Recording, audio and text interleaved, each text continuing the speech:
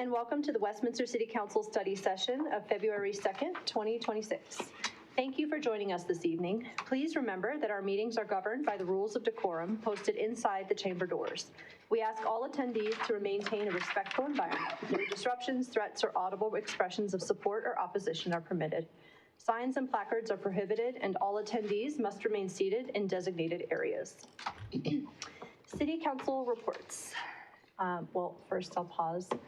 I doubt in that few seconds we've added Councilor Azadi. Okay. Councilor Hott, anything?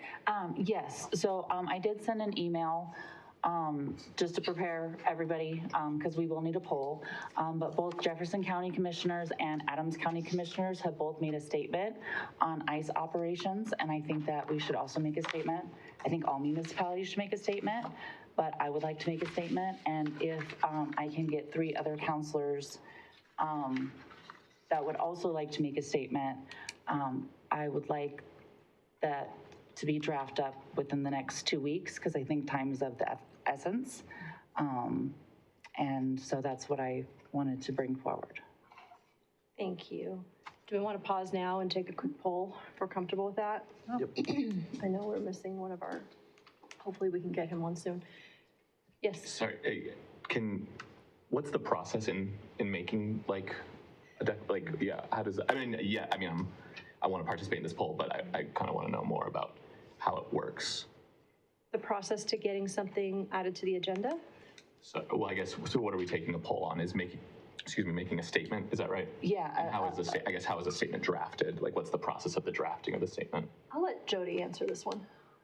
Or our city attorney, yes. Right, well, I think staff would take the direction of city council if there's a desire to have a statement agendized for a future meeting. Staff could prepare a statement, hopefully that meets council's needs, but council could offer edits at the next meeting when it's presented. And if the statement isn't exactly what council wanted, we'll modify it to get there. Thank you. Essentially, I hope that softly answers your question for this turn, but when we want something on the agenda, or if we want a statement or a resolution or a proclamation, you're just going to need to get a majority for your item to agree that we should put it on the agenda or that we should make a statement. And so that's what Councilor Hott has done. Okay, cool. I just didn't know who the little typing of it would happen, but that's great to know. We will have to figure out the content. Okay. I would add, since Councilor Hott mentioned the 2 county statements, that we would get those and include that in the response draft back to you, and potentially harvest some wording from those as well, and whatever council would so direct tonight. That's helpful. Thank you. With that, would you? Yes. Yes, okay. I'd like to make my own statement, if you don't mind. The loss of life in Minnesota was a tragedy, not to take it lightly, but from what I've witnessed from the videos and investigations so far, that particular protest didn't appear peaceful. The U.S. Constitution allows for peaceful assembly. I believe in peaceful protests and also other peaceful ways to articulate changes wanted by the majority of the citizens to laws if they don't like them. Laws should reflect the shared values of citizens and the responsibility for personal actions. When I took the oath of office, I swore to uphold the laws of our country, state, of the city. Also, as a citizen of this country and also a member of the Church of Jesus Christ, we have 13 articles of faith we have been taught to live by. Number 12 pertains to a situation. It reads, we believe in being subject to kings, presidents, rulers, and magistrates in obeying, honoring, and sustaining the law. Therefore, I will not join in condemning law enforcement. Thank you, Councilor. Yes. Yes. Yes. Councilor Azadi is on. So. Excellent. Councilor Azadi, would you like to answer the soft poll on Councilor Hott's suggestion to make a statement on federal authorities? Yes, please. Thank you. And then can we get a date on when the draft would be finished? We will, thank you, Councilor. We will work on it as quickly as we can. If we can get something drafted to post Wednesday night for next Monday, we will strive to do that. If we can't, then it would be the following Monday, because Okay. Wednesday night is our packet posting deadline for the I think following Monday. after,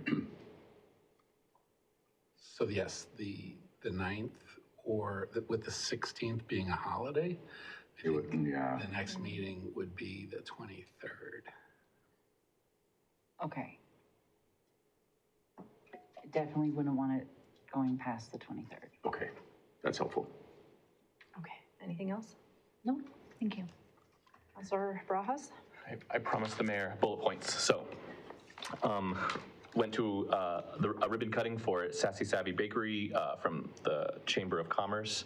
It was celebrating just this bakery, and I wish I could remember the name of the owner, but just all of this owner is like a staple for the Chamber of Commerce, often brings like all the best baked goods, so apparently set the bar really high for all future ribbon cuttings, so I was grateful for that. Went to the Environmental Advisory Board. That's one of my boards and commissions assignments. Did some brief introductions. I had to leave early, but we did briefly talk about that board itself doing, modeling almost like a strategic plan, kind of a little bit like of what council does, just to keep focused and directed in their work going forward. So I'm excited to continue touching base and kind of offering any insight that they may need on that process. I went to AC Rep, where Sal Pace spoke about transit, passenger rail and transit in Adams County, Jeffco, and Broomfield, and got a chance to kind of speak with Adams County commissioners in advocating for more connectivity for and options for people in on the Adams County side who might be farther away from some of these transit stops, to have touch points in that. I'll be the alternate for that with Councilor Ireland, kind of taking lead in that for future things. This is just kind of like a ad hoc, like a random meeting that I got to partake in. Went to the topping off ceremony. It was really nice. While I was there, some residents in the area asked me to take a walk with them through the neighborhood. I sent an email about this. I'm not expecting a response right now, but I just kind of wanted to share out loud. There are concerns over the heavy construction equipment in the neighborhood roads causing premature damage, like maybe that isn't necessarily in the plan for like kind of continued maintenance. And so I haven't had a chance to take pictures, but I will go take pictures of the spots they showed me and send that as a follow-up to the email that I sent to the city manager's office. They spoke about understanding that we can't do major like repairs while construction equipment would still interrupt it, and so they're very understanding about that. Many of them are members of the CAT team for the build, but anyway, so just wanted to name that. I'd follow up with that. And then just on a resident reached out as well, so on a completely different part of town, but I also sent an email, again, not expecting a response since I sent the email so late, but around stoplight on 88th and Independence on like no left, there's a room for a left turn in the stoplight, but it doesn't function to give a protected left. So they asked me to bring that up to the city as well. And those are my bullets. Thank you. Thank you. Councilor Ireland? I attended the data center online meeting. I think I was the only one on there. Is anyone else on there? Anyway, it was interesting information.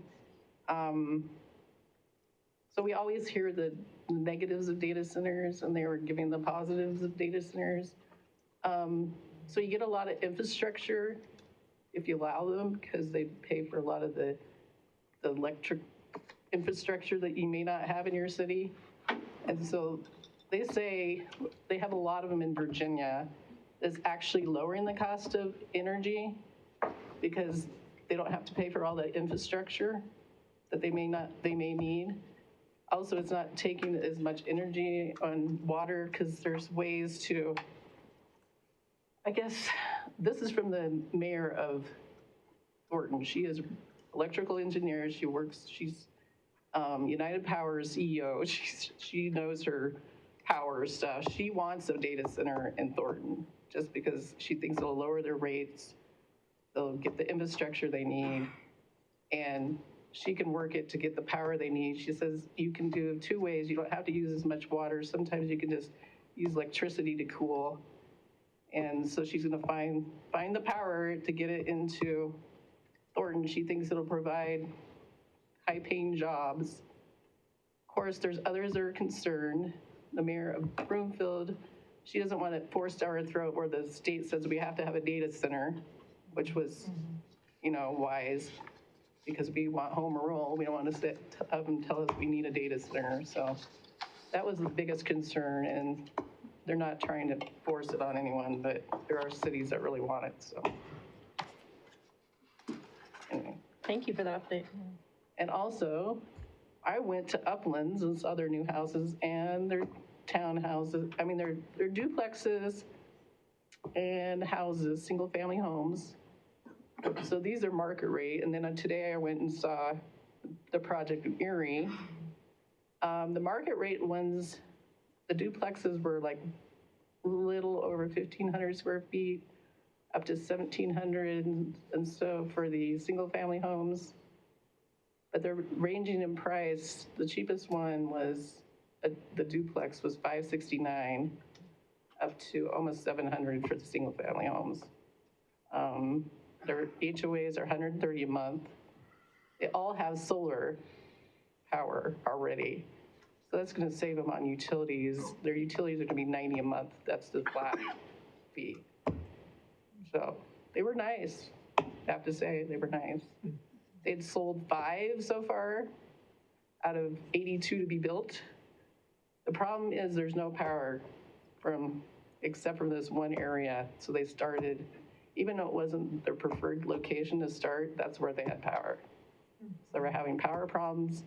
I found out from the builder, the power problems are because Excel does not have the manpower to build the infrastructure. Wait till they installed it. Thank you. Thank you. Councilor Johnson? Thank you, Madam Mayor. I'll be quick. I appreciated the monthly update. I'm sure you're going to talk about it, but I think having Eric and yourself and Jody all there was really informative, and I know a lot of people reached out to me and said they appreciated it, and so it was great to attend that, and great to see you all. The ribbon cutting ceremony for the new bakery in the new downtown at the Westminster Chamber was great. The municipal court topping out ceremony is especially impactful because I live right down there in South Westminster, and I think that building is going to be a symbol of the city for a long time to come, and so it was exciting to see the beginning of the final product to be put into place. And finally, I wanted to say that I attended a land use training that the city put on for us, and I found it incredibly valuable in terms of not only the stuff that we learned about our comprehensive plan and our land use, but also a lot of the history around the work that has been done in the city and how that informs the current strategic plan and the current comprehensive plan. So really appreciated that training and all the staff that did it, and look forward to more trainings like that. Thank you. Mayor Pro Tem? All right, focus on a couple of things. One, did the Front Range Passenger Rail retreat on Thursday. One of the things that will be coming to us and that the board is trying to flesh out is some type of agreement with the communities that will have a station. And right now, the board chair is sort of thinking it would be an MOU. I think a lot of us as directors had a lot of input back to them because there was a little more detail being asked or being provided in the MOU regarding like what we might contribute to financially or, certain standards that we haven't even fleshed out yet. So I think it was, for some of us who are on there representing cities, it was a little more discussion needs to be had about just what is the agreement. What they're trying to do is have some level of understanding with the communities that are going to have a station and a show of support. And so I don't know exactly, whether it needs to be an MOU or if it's just a resolution from the city saying, hey, we're supportive, yada, yada. So we're just, that's being fleshed out over the next couple of weeks. And it will happen pretty quickly that they want to be able to get something out of the cities, ideally by June, because that's really the transition point into, getting something onto a ballot for the fall. So more to come on that. I just don't think it was overly ready, but we had a great conversation. It was fun. There is a recording, FYI, of the retreat overall. And there was some fun conversation about branding and stuff like that. So anyway, that was fun. I just want to thank staff for the team building that we had on Saturday. So that was, I think, lovely. And that our staff, City Attorney Frankel and the judge and city manager, everybody was able to join us for that. Yeah, I'll end there. What is it that you're going to need for that? What is it, like a letter of support from each city? I really don't know what exactly will suffice for the board, as a whole, because it's the whole board that wants to be able to say, hey, we have support from the communities that we're going to have a station in. And they want to be able to pitch that along with pitching the overall, here's the package, and the communities that are getting a station are behind it.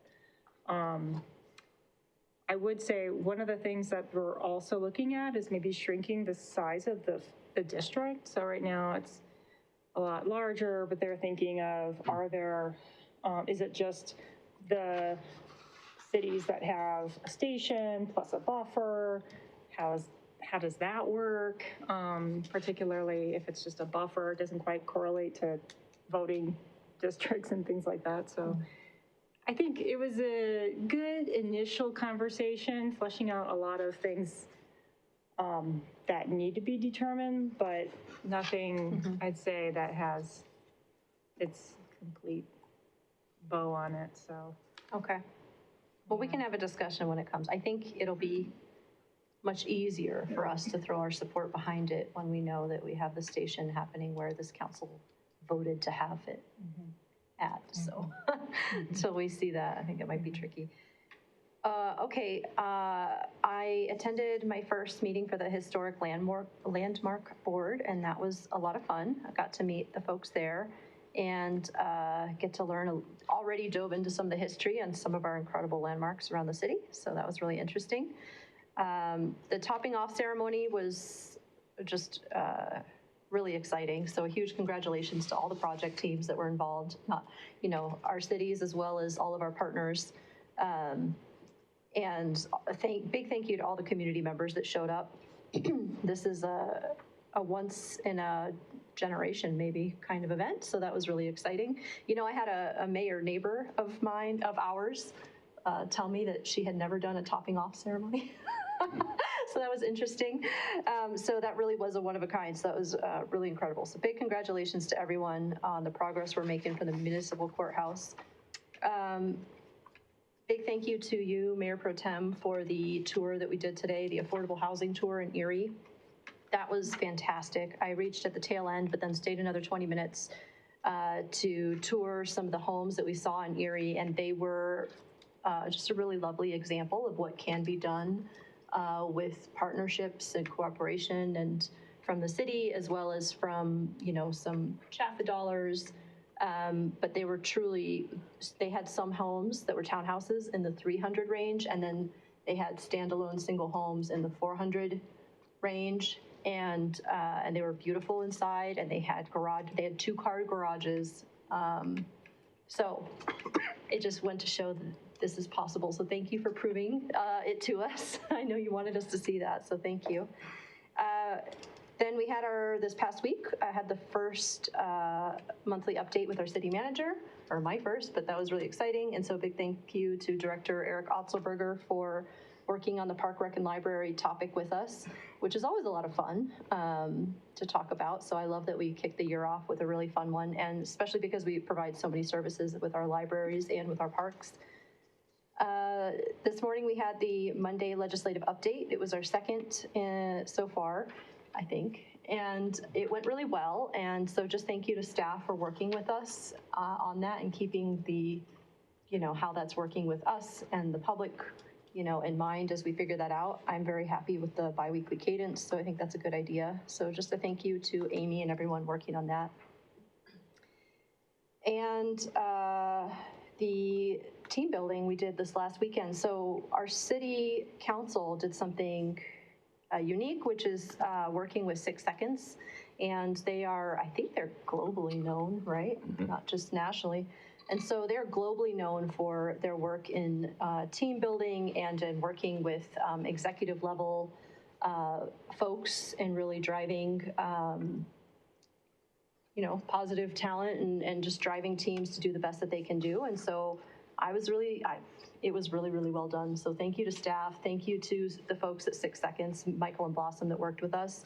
It's intensive for those that have done it. I think a lot of execs who have done it would know that. It is intensive, but it was really good work. And it, I think, proves to the community that, we're doing everything we can to get us off on the right foot. With that, do you have an update? Councilor. Oh, Councilor Azadi, yes. Councilor Azadi, did you have a comment? Hi, can you hear me? Yes. I just wanted to give a shout out to to staff. The last several months have been really eye-opening and a joy to be able to work with all of the various SMEs. We have a lot of expertise on staff, and I don't know if I give them enough compliments. So I wanted to just let everyone know that they are really, really fantastic. And as we go into the strategic planning retreat, there have been a lot of ideas that I've been testing and stress testing and brainstorming with various staff members. And I just wanted them to all know that Jody, you have a really great team, and your leadership, Jody, has been pretty extraordinary, let's say. So thank you all, staff, for the knowledge that you have. Thanks. Yes.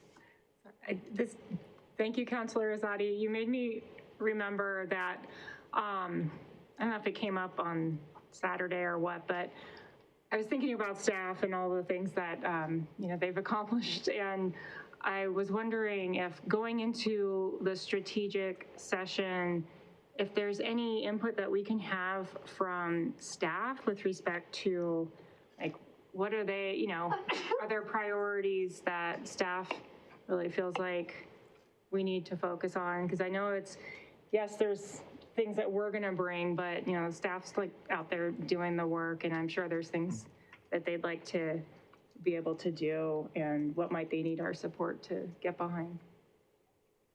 I don't know how you would do that, but if there's like a wish list that we could look at. Councilor Azadi and Mayor Pro Tem, thank you for those comments and that question. I do have a 2-hour leadership session with our executive leadership team tomorrow morning, and our purpose was to go through and preparing for the strategic plan work together. So I'll bring this question to that session tomorrow morning. Thank you. Anything else, Councilor Azadi? No, that was all. Thank you. Thank you. Okay. Do we have a report? Mayor, thank you. I do have a brief report this evening, and I will move through this one fairly quickly. Next slide, please. As many of you mentioned, we did have our municipal courthouse construction milestone, which is a topping off ceremony. The topping off or topping out ceremony has its roots in ancient Scandinavian culture. It is meant to bring good luck to the structure. It's where the final highest beam of a building is placed. City Council and our community came together, those are pictures from Thursday, to sign the beam that went up in place, and that beam will be there for the life of the new courthouse. I do want to report that the courthouse is on track and on schedule to open in 2027. And of course, we'll have firmer dates as we get closer to the opening. For anybody interested in the progress of the courthouse, you can find that at westminsterco.gov/850/municipal courthouse project. Next slide, please. Thank you. I also want to note there was another big milestone last week. Downtown Westminster's very own Red Lotus Den marked another step forward and is on track to open this summer. The Red Lotus Den is a 15,000 square foot space featuring 2 levels for music and entertainment, along with 7 unique restaurants. And what makes the Red Lotus unique in the Front Range of Colorado is that unlike other food hall concepts, this is sit-down service where guests will be able to order from their tables from any of or all of those 7 restaurants. And I can tell you that Mr. Henry Lee, who is building this, who is the successful owner and operator of Bonchon Korean Barbecue, is going to nail this one for us and our community. So we're very excited, and of course we will have a grand opening event. And in fact, some of you at this table were there when we signed the column in the Red Lotus Den when construction began not too long ago. Next slide, please. I do want to highlight that this evening marks the first of 3 sessions as we build up towards your strategic planning session on February 28th. And so tonight is a focus on our unhoused community. We have a city presentation and then our 2 partners, and we're very grateful to have representatives from both Adams County and Jefferson County joining us very shortly to go through what the 2 counties and the city are doing to support our unhoused community. On February 9th is the second in the series, and that is a session on community engagement and communication. And then the third will be on February 23rd, which is on housing. These are intended to provide City Council with the opportunity to get information from staff as to where we're at currently and give us direction heading up into that strategic planning session. So we hope it's a good investment in your time and will provide a lot of direction for us to prepare for the strategic planning session. Next slide, please. Tonight, I have 2 slides on tonight's agenda. There are 2 information reports in your packet in the public material.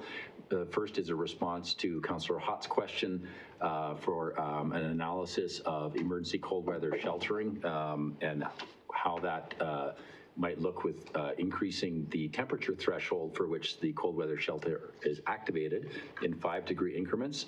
And we took the opportunity to provide some background information as well on everything that surrounds that analysis. So hopefully that's helpful. And then the second item is a primer on the collective bargaining in Westminster with our 2 unions. The first is the firefighters and also our police union. So that's also really great information for our community to see where those 2 union bargaining agreements originated, when, and then how they're structured. Up tonight are 4 presentations. First is a concept plan review for Upland's PAA 8, and that is the Village Amenity Center. That's first up, and then followed by 3 presentations, the first of which is from the city staff, homelessness and temporary, transitional, and permanent housing.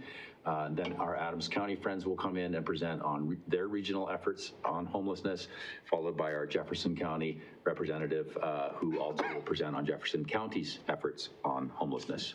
Next slide, please. Also up are 3 regular council meeting executive sessions and 1 Westminster Economic Development Authority executive session. The first will be executive session to obtain direction from City Council regarding a proposed intergovernmental agreement with the Adams 12th School District. Second up will be an executive session to consult with outside counsel and the city attorney regarding collective bargaining and related city ordinances. And then an executive session concerning the authority of local law enforcement to preserve public safety in relation to federal enforcement actions. And then finally, under the Westminster Economic Development Authority, an executive session related to the Holly Park property located between West 96th and 97th on Federal Boulevard. Next slide, please. This week, actually a light week here at City Hall. We have one meeting, and that's on Wednesday, February 4th, special permit and license board meeting, and that begins at 6 p.m. Next slide, please. And finally, I do want to run through what our next meeting of City Council will look like, and that's on February 9th, and that starts at 7 p.m. I will have in your packet an update on the abatement and deconstruction of 3050 West 71st Avenue. That's a city-owned property. Under consent, there will be 3 items, and then for new business, there will be a first reading of Councilor's Bill 4 regarding a proposed economic development agreement with the Red Lotus Den that I just talked about a little bit earlier. And then under old business is the second reading of Councilor's Bill 2, and that's the comprehensive plan amendment for the former Zerger Elementary School site. Next slide, please. And then finally, there is a Westminster Economic Development Authority board meeting, and that's to execute an agreement for activation services in downtown Westminster with the Westminster Chamber of Commerce. And finally, Access Westminster is available to all, westminsterco.gov/Access Westminster to reach your city and ask for something to be done or to have a concern looked into. Our phone number 303-658-2400. Our website, westminsterco.gov, and there is the link for our transparency portal, which you can get directly off our main webpage as well. That's all I have, Mayor. Thank you. Any questions on the report? Okay, Councilor Hott. Yes, so I'll say more at the strategic planning. Thank you so much to you, the city manager, and then also to staff who put together the 5-degree increments. I don't know who was able to look at that, but if we were to change it to 32 degrees, it would be nearly $2 million. And we started it in 2022, and since 2022 until today, we've only operated at 15 days at the 0 degrees. And it's very, very expensive every year for just the few days that we have it open. So to me, this is not working.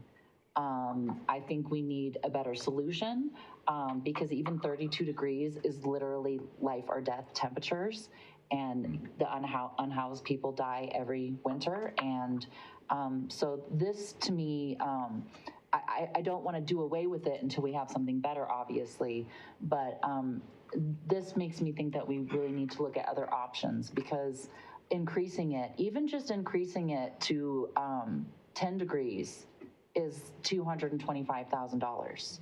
You increase it to 15 degrees, and then we're looking at over $400,000 a year.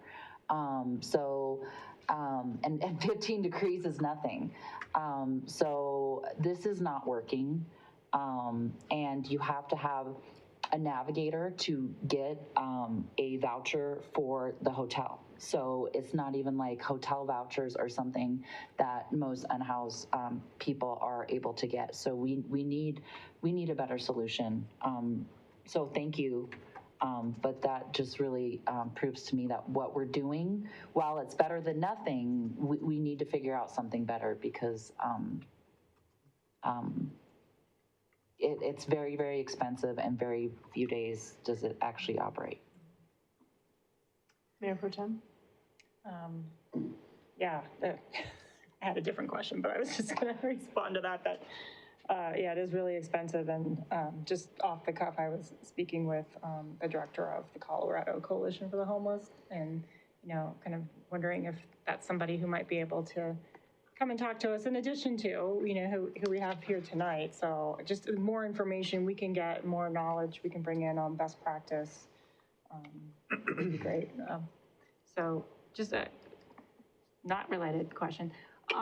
When we get to the point with the municipal courthouse being done, is it possible to do a public open house so people can come and check it out? Or I know with security in a courthouse, but to some areas so that people can see this new facility that serves them, and hopefully they're not really there that much, but anyway, maybe that's their only chance to see it. Yeah, exactly. Anyway, just a thought, putting it out there. Mayor Pro Tem, I'm pretty certain that we can do something for our community. So we will work on that, include it in, especially for those folks who may never visit the courthouse as a customer. We want to make sure they get a chance to come inside and have a look. So yes, we'll set something up. Cool. And to follow up on that thought, I had also asked a similar question, and we had thought that it might be a tentative yes, but I think it'd be good to do before the old one is taken apart and have, go through the older one and then go through the newer one. I think that'd be really a great opportunity just to give folks a chance to see it before it goes. It is a piece of our history, and it also is very illuminating as to why we needed a new one. So maybe we can make that happen. I know it's a lot of coordination. Thank you. Councilor Azadi? Any questions? No. Okay. All right. If that's all, then that moves us to item 2A, which is criteria for emergency extreme cold weather sheltering and historic area sheltering summary information. Those are our two information-only items. Oh, we're just moving on. Yep, if you want, you can go right into the presentation, which is Brilliant.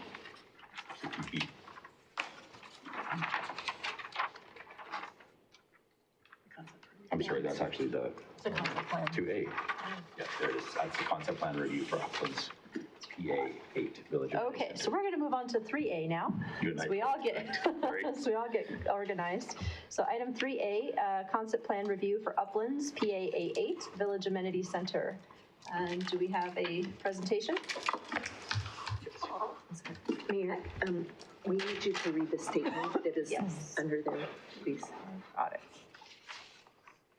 All right, the next item is a concept plan review for the Uplands PA8 Village Amenity Center. This is a concept plan review. It is not a hearing on a development application. Its purpose is to allow City Council to learn about a proposed project in its beginning stages and provide feedback to the applicant on City Council's general impressions of the proposal.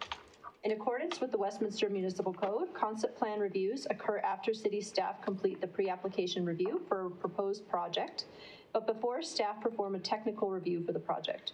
Technical review, which involves an official application for an ODP, PDP, or amendment, will occur only if the applicant chooses to move forward after its concept plan review.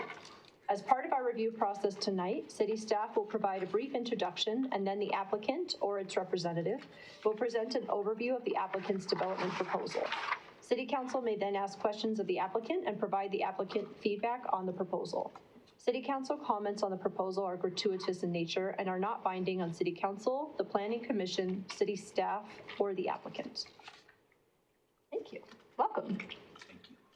Good evening, Mayor Pro Tem, and City Council. My name is Reb Batesel, Senior Planner with the Department of Community Services, here to provide the staff intro to the concept plan review tonight.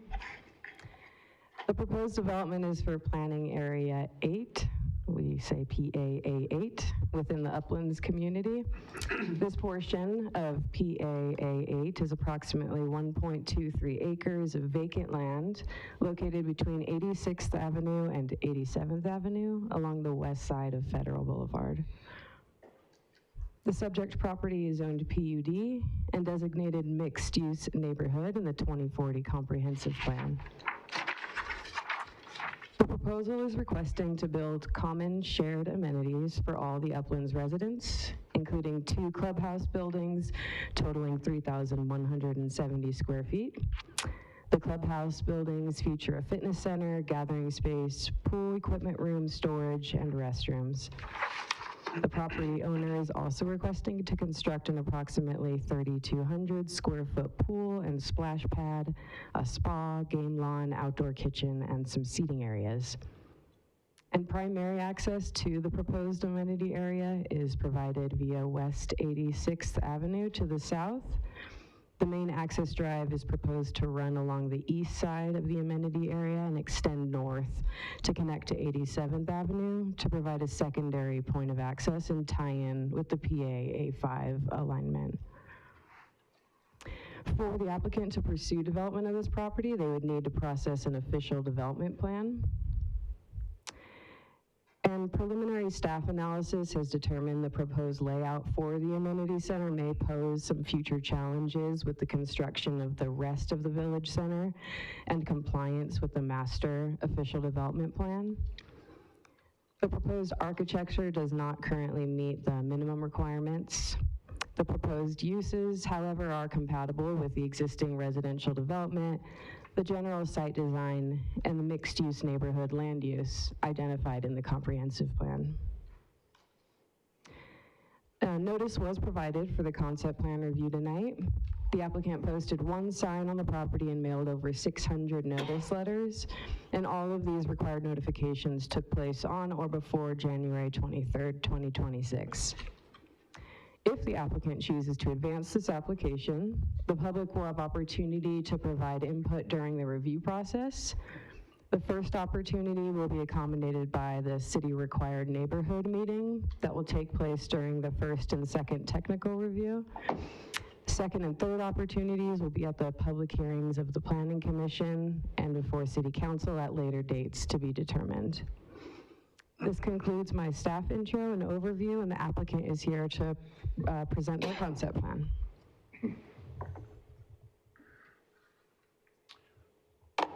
Great. Good evening, Mayor, Mayor Pro Tem and councilors. Thanks very much for this opportunity. My name is Marcus Pochner. I'm a land use and community outreach consultant for the Uplands.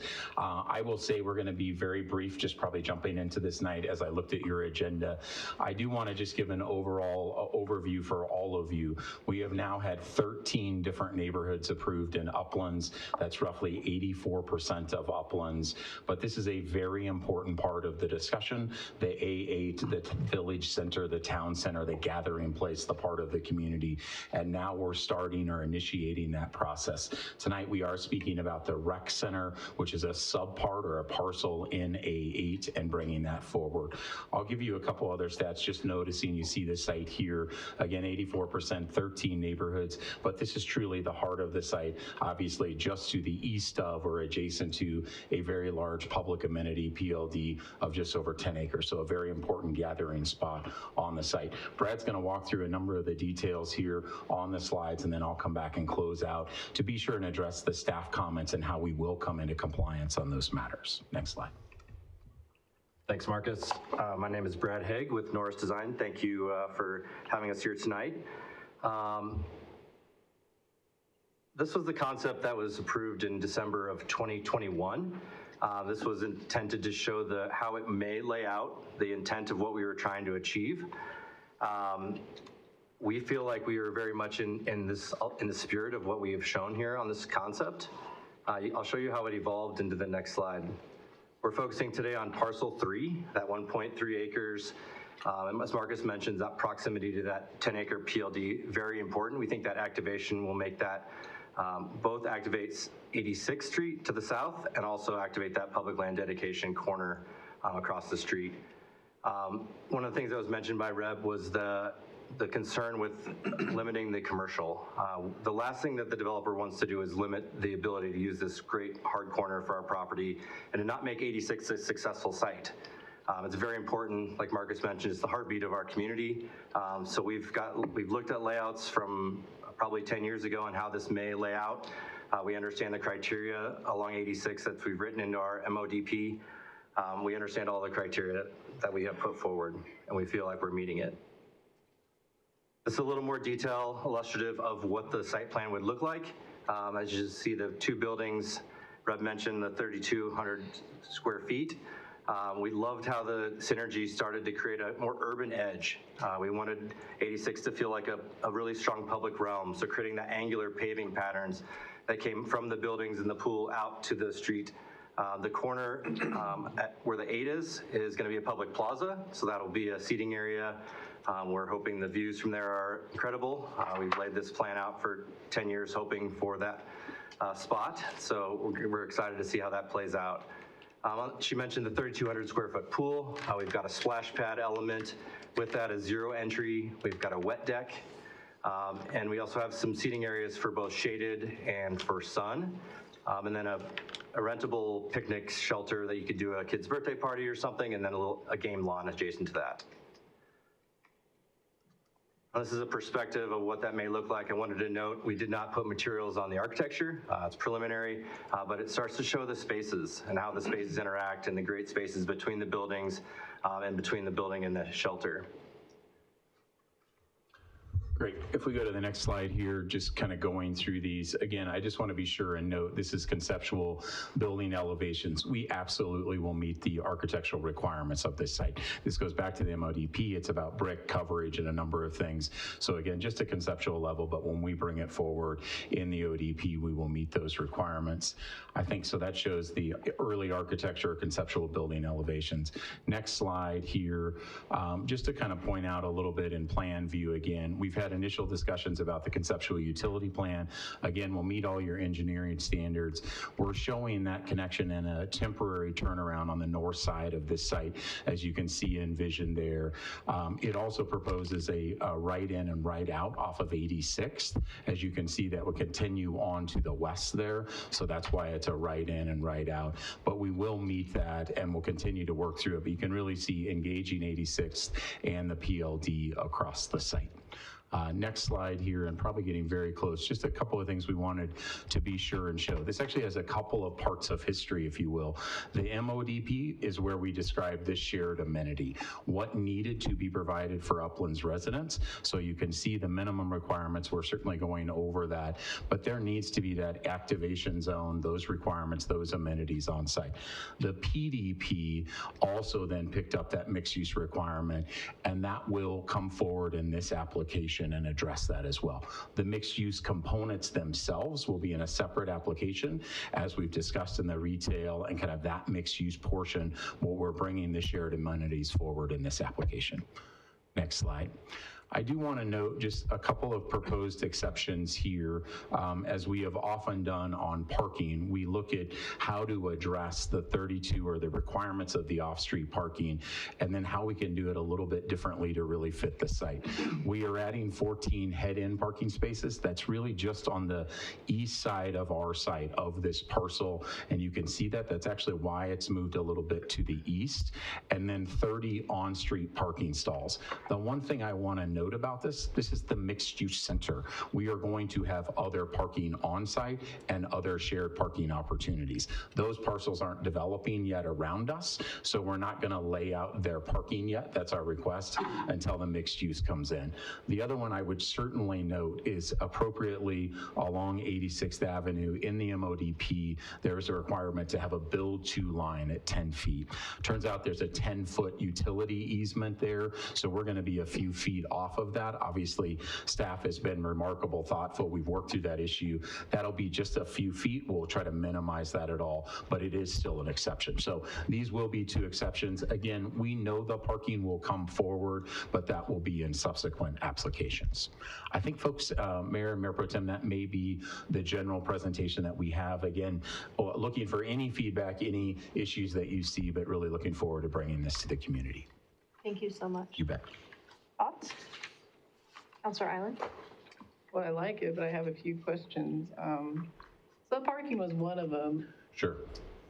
Are any residents using that parking, or is that just for the rec center and this commercial? Yeah, Councilor, thank you. These would be dedicated, direct, parking spots for it. I understand, and I'll give a fair answer, that a shared parking arrangement, right, if there's housing in the future, right, would there be some opportunities? I think it would be more to provide shared parking on some of the other parcels around it. So we think this is dedicated to the rec center and providing that, and then the 30 on-street parking stalls as well. Of course, those would be shared, right, by people, just general public parking.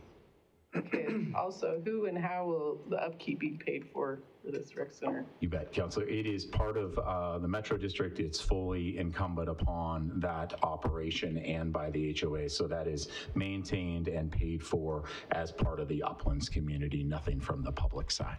And how many people is it supposed to service in Uplands? Like the whole thing? Or? Yeah, Councilor, I apologize. I thought there was a little addition in the slide that showed this specifically. There is a clause, and I want to note it, that actually this needed to be opened and provided by the time half of the amenities were in there. Maybe I just missed it. I apologize. So, Councilor, it is there. Yeah, it shows the number of residents there. It's for 1,275 units could be there. So this is being provided for all of Uplands, to answer your question directly, but there was a timing mechanism that this needed to come in before, or right at about halfway point of the number of units. Okay, and lastly, have you talked about staff, about the water usage? Pools, splash pads use quite a bit of water. Yeah, go ahead, please. I'm happy to take this one. We've been spending a lot of time talking about water here. Originally, there was 2 pools, and it's been negotiated throughout the years to have a splash pad and a pool. The splash pad would actually be a part of the pool, so it's not running separate systems, and it's one water source. You're not having 2 different water sources. So we've looked at different ways to be cost and water wise with those splash pad and pool. So you know how many 1,000 gallons it'll use? It's always been included in our projections. We knew we had to have this from early on, and so we budgeted that water use as a part of our plan. Okay, thank you. Mayor Pro Tem? Overall, it's exciting to see that there'll be a great amenity like this for the community. Couple of questions about it. One, for the size of the community, does this serve like all 5,000 residents or what are going to be projected to live there? Or? Yeah, this will be our only amenity for the single family. The multifamily may have their own pool rec center. Those are some of those. I'm not actually sure what Alliance is doing on their parcel, but I believe they would have their own amenities and pools. But all the single family detached homes would be served by this one center. And we have townhomes and stuff like that in there. And that would all be, all the detached and attached would be, but not, I believe the multifamily has their own. Okay.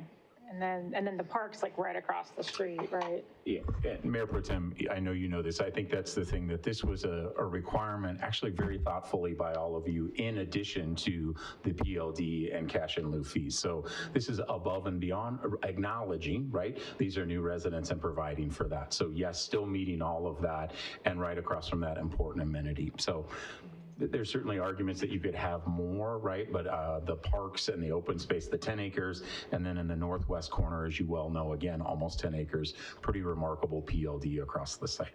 One thing that just popped into my head while you're, Sure. Because my other question was about just the commercial area being slightly truncated by this. And can you speak a little bit more to just what the loss in square footage of the commercial component would be? And is there commercial on the south side? Remind me kind of what's the... Sure.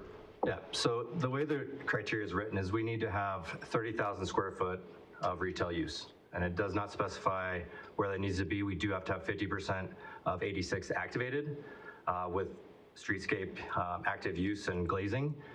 So that could be on either side of 86th, and that retail could be on either side of 86th. Okay, so in this case, right, yeah, oh, can you go back to the old picture? Yeah, it's showing sorry if I... Oh, it doesn't show the south side, okay. Yeah, I think effectively, Mayor Pro Tem, what we're doing here is moving that. As you can see, that roadway doesn't get the curve in it. Basically, it's almost a straight shot there, north and south. What we saw is, and what we've heard from our retailers that we've been talking to is, you certainly could do this much better, but more of a north-south layout more than an east-west along 86, really capturing a little bit more of Federal has been some of that feedback there. So it's really kind of that, and so what we're doing is capturing those 14 head-in parking spots there. So that's the change you're seeing. It's just not the curvature in that road and more of a north-south layout on that building. So it's more, I would hope that we do have some frontage along 86 though. Absolutely. Like maybe more of an L shape, so it gets Federal and 86. Yeah, in early studies, we still show building frontage along there. Okay. One comment, one more question. Mm-hmm. The parking that you have on the east side, then that would be subsumed into the broader shared parking scenario with the future commercial. So it wouldn't always be just dedicated to the rec center, is that right? I believe, yeah, that's would be the case. And it's unknown right now what those uses are, so there's gonna have to be some figuring out together how parking is gonna be working and shared. Okay, sorry, 2 comments. One, on the architecture, hopefully that's not like CMU block or something that's shown in the, so hopefully staff, you can make staff happy with the architecture component. I don't think it's like massing wise, it seems fine, but. Sure. The comment I have is, I can't remember where you said the splash pad would be. If it's. It's where 4 is. In the pool. Can you see? Oh, it's in the pool. It's exactly. So only thing I could think of is it might be interesting to maybe actually locate the splash pad so that it's, hear me out, over on the, kind of more on the course. Can you go back to the map? He's showing those pictures. Okay, so on the southeast corner, it could be interesting to have the splash pad there. I know Norris will probably like, we don't care. But I know you've done a lot of design on it, but I'm just thinking of the retail and how you could, if the splash pad weren't just for the residents, but that could serve and attract people to come there, and then you'd have retail next to it. Just thinking like it could be a good amenity and attraction. So I'll leave that there. That's a great comment. Thank you. Councilor Barajas? Yeah, I'm a big fan of like a lot of the kind of neutral spaces for people just to kind of exist and be. There's, even if they're not necessarily particularly like in the fall or spring where they wouldn't necessarily be pool focused, there's still a lot. So I kind of thank for your attention and as you kind of continue to process, kind of continue to prioritize that kind of neutral, kind of swimming aspect. It just helps people, invite people who might not be focused entirely on that one amenity to still use the space. And it just kind of allows for greater kind of community gathering. I'm curious about, I mean, we're talking a lot about parking. Do you have projections on how far people will probably tend to walk to this space? And maybe like just from the broader plan. And maybe on top of that question, what sort of like kind of pedestrian access points, along with keeping those in mind during the construct, like as new residents kind of come in. So I'd be curious to hear your thoughts and kind of preparedness around that. I'll take your first one on connectivity. We've looked at quarter-mile, half-mile radiuses and how this plan lays out. Bike parking is going to be very important. I think we want this to be a very bike-friendly community. We've looked at that whole, I don't have the slide that shows all of our connectivity. We've done it for every one of our 13 applications, 18, I can't count anymore.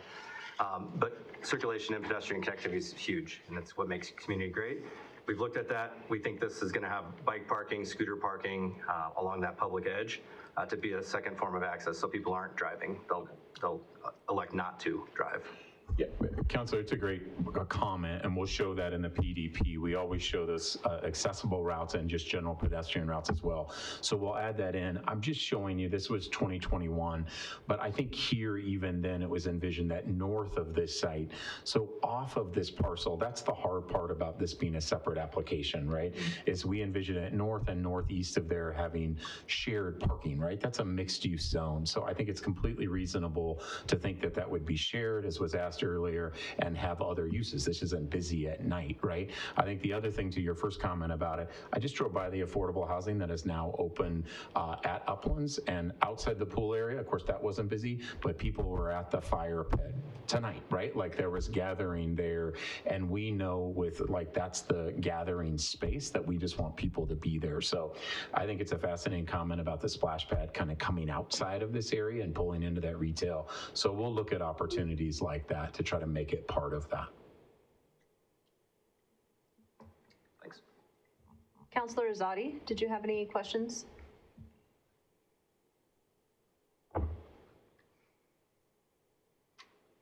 Hello, can you hear me? Yes. I was just, so completely unrelated, Marcus. I remember I think you had a tour, or you suggested a tour of the affordable housing in Uplands. I was just wondering if we can get, I think that would be a great opportunity to see those. Absolutely, Councilor. We'll get that set up. I appreciate that. And honestly, tonight I was amazed. Most of the buildings are open now, and you can see the for leasing. So we will do that for sure and be able to talk about the other sites that will soon be under construction. So I appreciate that. We will come back to the staff and team to get that moving. I think it's a great idea. Yeah, thanks for that, and thanks for this too. Thank you. Anyone else? I'll just make a quick comment saying that I do like it. Great. Thank you, Councilor. And I just want to say I love Mayor Pro Tem and Councilor Barajas' comments. I haven't seen the retail space ideas yet, but I'd like the thought of, the downtown Boulder space, for example, has those built-in, first of all, it has the splash pad, which attracts people, and then of course there's a lot of area to walk around. And there's a lot of other areas that I can think of, but I just can't name as easily, that have that. But then they also have areas for kids to play on, and I don't know if you wanted to add something too that's, like a worm that's built in or something that attracts people, and then to Mayor Pro Tem Nermella's point, that attracts shoppers. But then it also having more spaces for people to just exist, such as, built up berms with maybe, brick to sit on with gardens between or benches, et cetera. Because I do think that we're looking for spaces within the city to exist and attract people to read a book or whatnot, and then you have shoppers. So just thinking about some of that piece. Yep, we love that. We also hope that 10-acre park gets activated with an amazing space and plaza, and it's been set up to be the focal point of that Main Street. So having a activation over there, a splash pad, a playground, it's 10 acres, it's huge. So it needs to be activated as well. And I think there's gonna be great synergy between the retail, this amenity, and that park. Got it. And then the pool itself, is that open to the public at all, or is that only for residents? Yeah, this is designed right now, Mayor, as for the residents, right? And there were restrictions around the single family. I'll be honest, and I'm so sorry, I think there's been changes in the legislation of metro districts that now you need to allow some type of a fee-based structure. So if people want to pay a fee, that's been in larger state legislation. So we're gonna owe you one on that you could provide a fee charge for other people to utilize. But it is being designed, sized, and for Upland's residents, but mindful that there may be other people that will certainly ask that question. Thank you. Sure.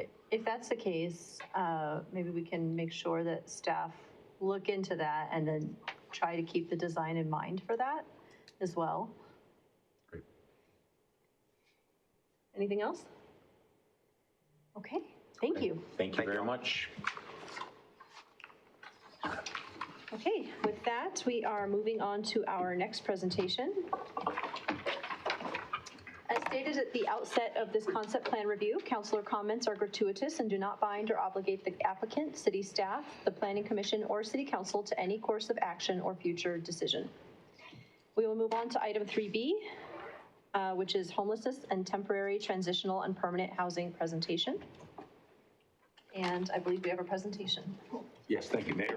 This is co-led by our two directors, Eric Otzelberger, Parks, Rec, and Libraries, and Lindsay Kimball, Community Services. So I will turn it over to Eric and Lindsay.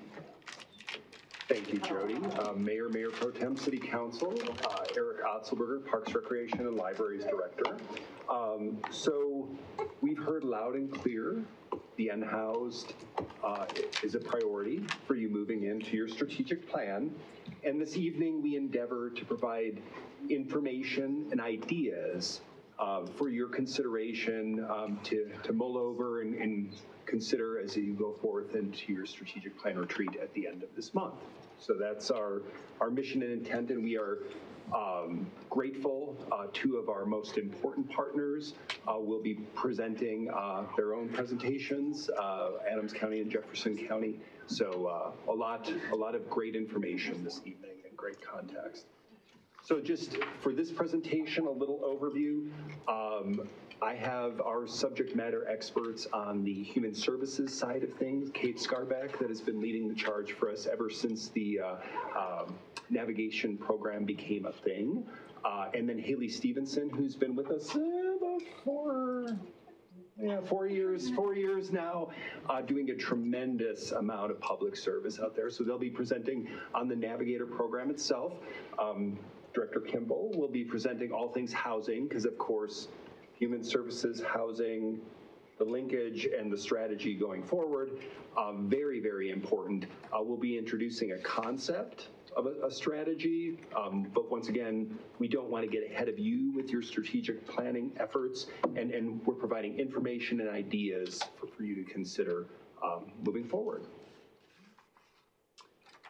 So this is, before we get into the navigation program, this framework, strategic framework, if you will, pathways to permanent housing. And overall, we would offer a suggestion to transition from emergency to this is how we do business. It's prevention, it's services, it's supports, and most importantly, what are the tools and what are the strategies on housing? I mean, that's the holy grail. There are things we can do in the prevention and the response function, but it's all about housing, really. And as we conclude, we'll get into the meat of things here, but it takes policy. You tell us where you want to go. It takes partnership. I think, as you know very well, we're working with over 100 partners right now. We can't do this alone. And city action. And we have some ideas of some things that we could do that we've heard interest in. Once again, deferring to the ultimate strategic plan priorities, but we're excited to get going. And with that, the folks that know best, I want to turn it over to Kate and Haley to tell you about the navigation program.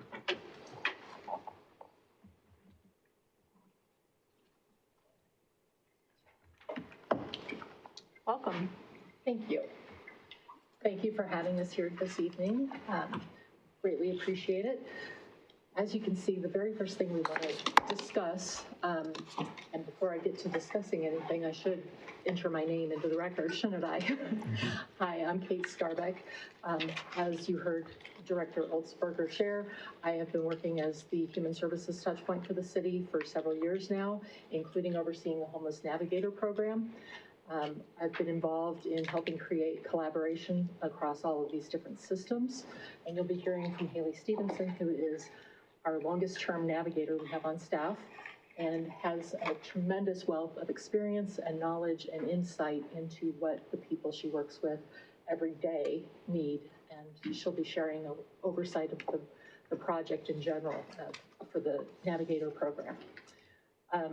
We do work, as you also heard, with over 100 partner agencies because ultimately partnership and collaboration is how the work gets done in this realm, because homelessness is touched by so many different systems, whether it's healthcare, whether it's behavioral healthcare and faith-based organizations, school districts, housing authorities, food pantries, health departments, federal, state, county. We've got county representation here tonight as well, and city governments throughout the region. We also work with businesses. We couldn't do a lot of the work we do without our business partners in hotels. And we also have a lot of internal collaboration because a team of 4 navigators couldn't do it if we didn't also have co-responders working with clients, if we didn't also have the wellness court navigator, if we didn't have fire EMS providing some healthcare services on an emergency basis and on a proactive basis. Our recreation centers help provide shower programs for the people experiencing homelessness in our community. The libraries act as an informal day shelter, and the library staff will often reach out to us asking for assistance with a particular person who seems to be experiencing a higher level of need than they've seen in the past for that individual. Park rangers, they patrol not only for enforcement, but also for wellness checks, all of the open space and parks that we have throughout the city, which is approximately 15% of the land in the city. Community services, we work closely with their staff, especially in housing, because as you also heard, housing is the solution for homelessness, and that is how homelessness is ultimately resolved. Victim Services works closely with us, as does the police department and the city attorney's office in providing guidance, and the city attorney's office also oversees the contract we have with all the Adams County jurisdictions, including Broomfield, for Colorado Legal Services, which helps with preventing homelessness from happening by having that landlord-tenant mediation available to people for free. So what is the scope of homelessness in Westminster? We have a number of different ways to measure it, and I'm going to be talking tonight mainly about the point in time, which is an annual census of people experiencing homelessness that is mandated by the federal government. It takes place in the last 10 days of January every year. We do it in partnership with over 100 agencies across the entire region. All 7 counties in the Denver metro area work together. We are coordinated by the Continuum of Care, the Metro Denver Homeless Initiative for the 7-county region in the Denver metro area. There are 3 other continuums of care in the state of Colorado, and MDHI works closely with them in making sure that the point in time is being conducted similarly throughout the entire state on the same night and into the next day. What the point in time trends have shown us over the last several years is that homelessness nationally has risen quite wildly. It is up far more than any of us want to ever see it, and we don't yet have the 2025 data for the point in time, because the point in time is facilitated on the federal level by the Department of Housing and Urban Development, and with the federal government shutdown this last fall and the layoffs that have taken place in HUD, they have not had an opportunity to yet present their findings from across the nation to the United States Congress. That is usually done in the first couple weeks of December every year, but that target was missed. We haven't yet heard when it will be released. But that's also where the state of Colorado data is released too. So at this time for 2025, we have the Metro Denver Homeless Initiative, the 7 counties, which includes Adams County, Arapahoe, Broomfield, Boulder, Douglas, Jefferson County, and did I say Adams County? Okay. And Denver. Denver, of course, is the central county there. So throughout the Metro Denver area, we have seen homelessness continually rise throughout the region over the last 3 years. And Adams County data has fluctuated, and Jefferson County has been going up. I will say Jefferson County's data has been going up in part because of what's happening in Jefferson County, but also in part because they've done an exceptional job of recruiting volunteers to go out and count the people who are experiencing homelessness. Back in 2022, they had, I think it was fewer than 50, and the last several years they've had more than 100 volunteers go out and count and survey people. And so that's part of the rise, is that they've been able to better connect with the people who are experiencing homelessness in that county. In Westminster, we have routinely sent out anywhere from, this year I believe it was upper 30s. 35. Yeah, anywhere from 35 to 40 volunteers each year. And they have gone out and surveyed folks. Counted within this count is also the people who are staying in shelters, and that includes our hotel shelters. So this includes those who are sheltered through Westminster funds, as well as those who are living outdoors in Westminster. The Navigator program originated with a partnership with all of the Jefferson County jurisdictions back in 2019. All of us gathered together and said, what would it look like if we came up with a program that we could all engage in, all hire staff at the levels our jurisdiction needed to address and help resolve homelessness in the city.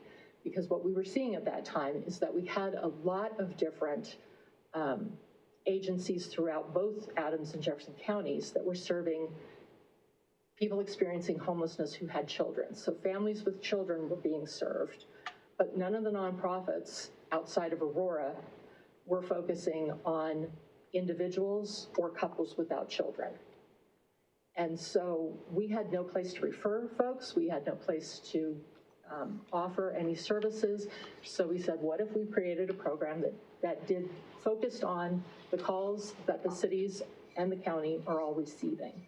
And so from that, we entered into an MOU with Jefferson County, and we mirrored it off of the 2018 program that Jefferson County Human Services had started up for family navigation.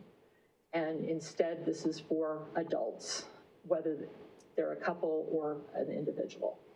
And so in 2020, heading into COVID, we were all frantically hiring and onboarding our navigators for the first time ever, which is what gave the perception that the navigator program is a street outreach program.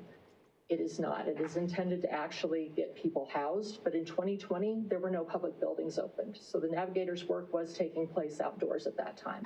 But it was extremely challenging because the navigator was trying to help clients fill out 40 to 100-page applications for housing vouchers and housing applications. That doesn't really work if you're trying to hear a client over traffic roaring by. So it is predominantly an office-based position. The navigators will go out if they've lost contact with a client. And ideally, though, we don't want to have clients. Ultimately, we don't want to see anyone experiencing homelessness. The real solution to homelessness is preventing homelessness from occurring in the first place. And for that, I mentioned Colorado Legal Services. We have the MOU with all of the Adams County jurisdictions. We also have a number of partners that we refer people to for free legal advice when they have a situation that is going to likely result in an eviction. The earlier we can intervene in that, the better. We also do financial assistance referrals. We've done pilot projects for rental assistance from the city. We have first-time homeowners assistance. We make program referrals to make sure people are connected to every other benefit that they could possibly be receiving, not just housing, because if they need supplemental nutrition assistance program benefits to be able to put food on the table, we want to make sure they have access to that. So we do that both through referrals, and the navigators will also directly enroll people in those programs when necessary and help with their recertification as they come up. We also help identify alternative housing, that somebody who's facing an eviction is panicking, they're not sure what to do next. We will talk them through that very quickly. We don't have a lot of time. Our navigators are predominantly focused on people who are already experiencing literal homelessness, but they will in fact have a conversation with somebody to kind of brainstorm, hey, have you considered all the family members or friends you might be able to stay with instead? And also work to connect them with any services that they might not already be in connection with. And then I'm going to turn it over to Haley. Thank you. To give a little more insight into the navigation program. So to ensure that we don't go beyond our capacity budget-wise or staff-wise, we do have to have some guidelines of who we are able to work with and bring into our program as a fully active client. In order to be eligible, we have determined that we are working with folks who are either living in their car, living in an RV, or living outside, and have a verifiable connection to the city of Westminster. We figure out that connection through work, school, family. We are able to be creative and flexible on what exactly that connection is that works, but all of the clients who are currently enrolled in our program have very strong connections to the city of Westminster. Many are generations deep within this city. We take referrals and get new clients from a variety of different sources. As Kate mentioned, we are not an outreach program, so the majority of our referrals are not coming from people that we just encounter out as we are going about our day.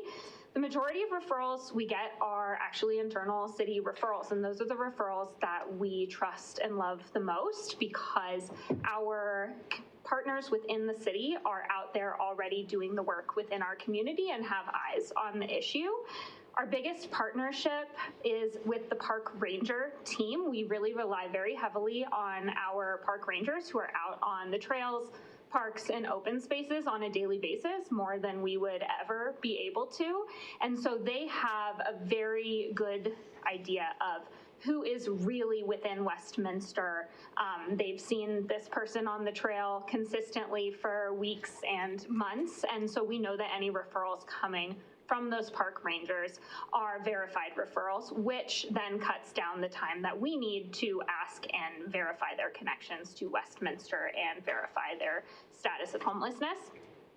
Additionally, we work quite closely with the co-responders, the victim advocates, fire department, library staff, as Kate mentioned, all of these work groups within the city have information for how to make referrals. And in the past year, we have been leading an effort to go out and speak with and answer questions for all the work groups so that everyone feels very confident that they know how to communicate with us. And that helps us as well because there are definitely situations where we need to reach out and rely on that collaboration. So there's a lot of two-way streets going on. We also do get referrals from community partners.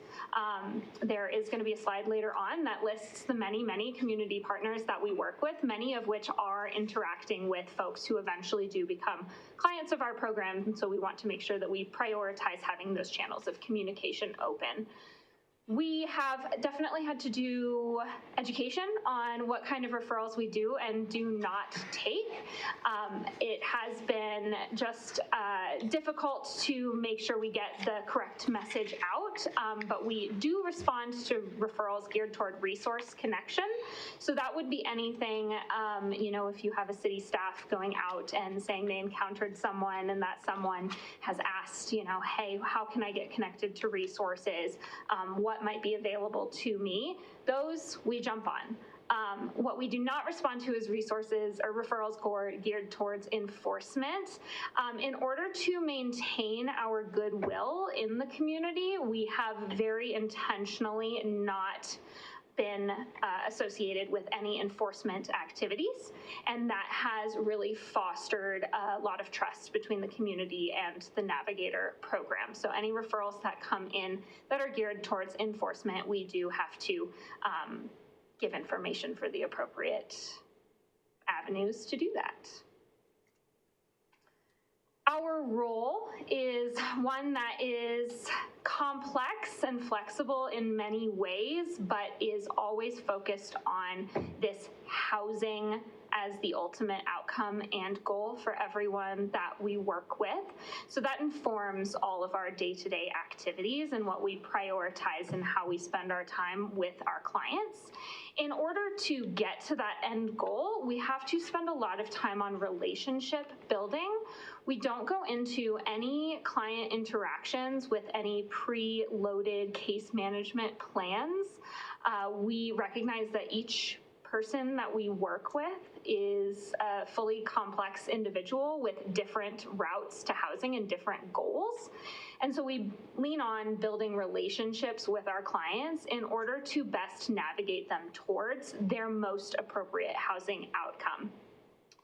And over the course of doing that, we end up providing immediate needs as well as making referrals to other community partners and connecting them to other services. Because while we are housing focused, if somebody does not have a coat overnight in winter, it's going to make it really hard for them to get to their appointment with their navigator the next day. So we try to plug ourselves in as creatively as we can in a lot of different instances. We do experience some challenges to the navigator role.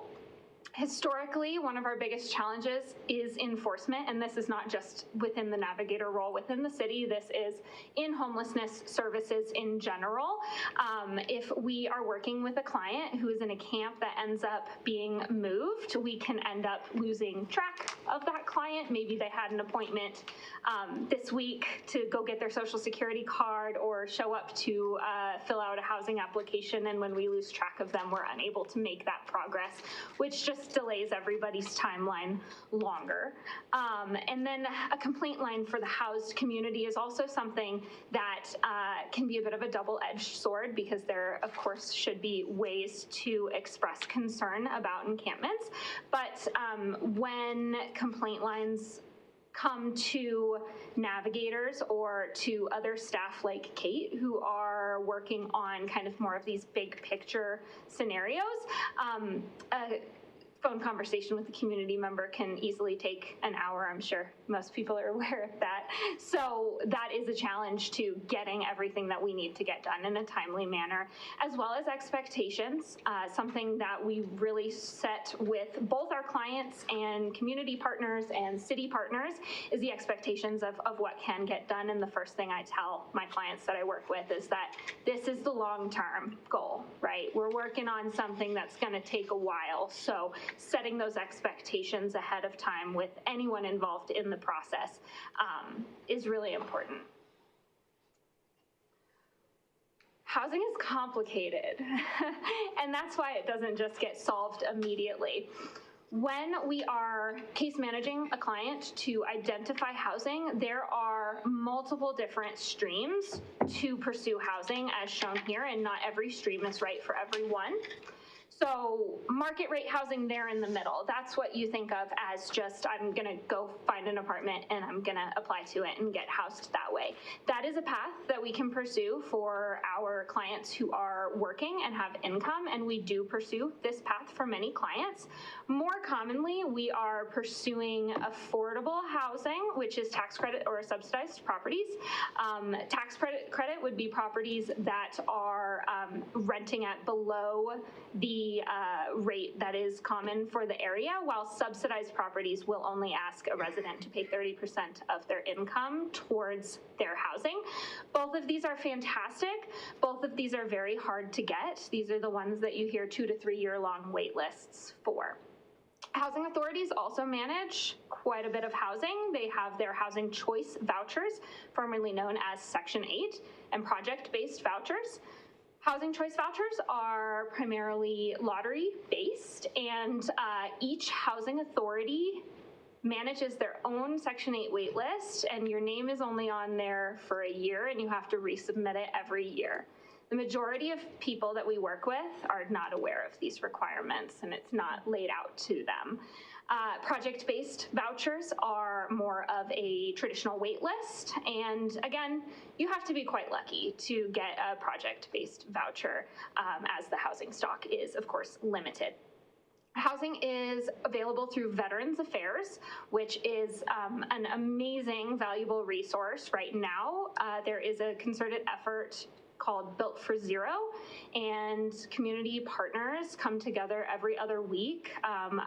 My team participates in both Adams County and Jefferson County's efforts to individually case manage any veteran that comes on our case loads, and many of them get connected to housing through what's called HUD-VASH vouchers here, though there are a lot of other resources available to veterans, transitional housing before they get connected to permanent housing.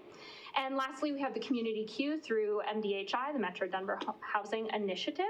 And that is the list that only case managers are able to, or service providers are able to enter people's names on. And this list is managed by what's called dynamic prioritization, which essentially means that they are trying to intentionally connect housing resources to those who are determined to be most vulnerable. So on any given day, I'm working through at least 2 or 3 of these different housing areas. We provide, like I said before, a lot of flexible and creative case management based on the individual, and this is just a little bit of a snapshot to help you understand the variety of work that we do on a day working with clients. Some that we like to highlight here is, of course, our hotel stay program, something that is a big benefit that we get to offer to our clients, and something that we utilize not only for severe weather, which is a really important way to use hotel stays, but we have also been able to leverage hotel stays as bridge housing for people who are connected to housing vouchers, so that they can ultimately be more successful in their permanent housing because they've had a bit of a test run staying in hotels. We also offer hotel stays to families as they come up to ensure that little kids are not sleeping in cars or staying outside, even if it is, above 32 degrees. They regulate their body temperatures not as well as the rest of us, so we like to make sure they get inside. And we do operate hotel stays for medical respite purposes, which is something that is not very easily accessible in the Metro Denver area. While we provide a lot of really great services to clients of our program, we are limited by how many clients each navigator can keep on their caseload. And so we have created a lot of different ways to serve the community in a bit of a wider way. One of these ways that I love that we've been operating for years is our resource fairs, which started with just one human services representative in a room in the back of the library, seeing about one person every time. And now we're there every second and fourth Thursday, and every resource fair we see anywhere from 30 to 50 people dropping in, housed, unhoused. We have a variety of community resources who come and provide services to the folks who come to our resource fairs, and it allows our team to start to work with individuals before they're even enrolled in our program with things that can happen as far as, identifying housing lists that they can be on and vital document acquisition. And DMV to Go is another one of our really successful programs. We just had our most recent DMV to Go event on Thursday at Irving Library, and we served 55 people who got IDs and driver's licenses at that event at no cost. And then, of course, the cold weather shelter, I would say, is of note here as well. So these are ways that our program has intentionally tried to increase our reach and serve more people.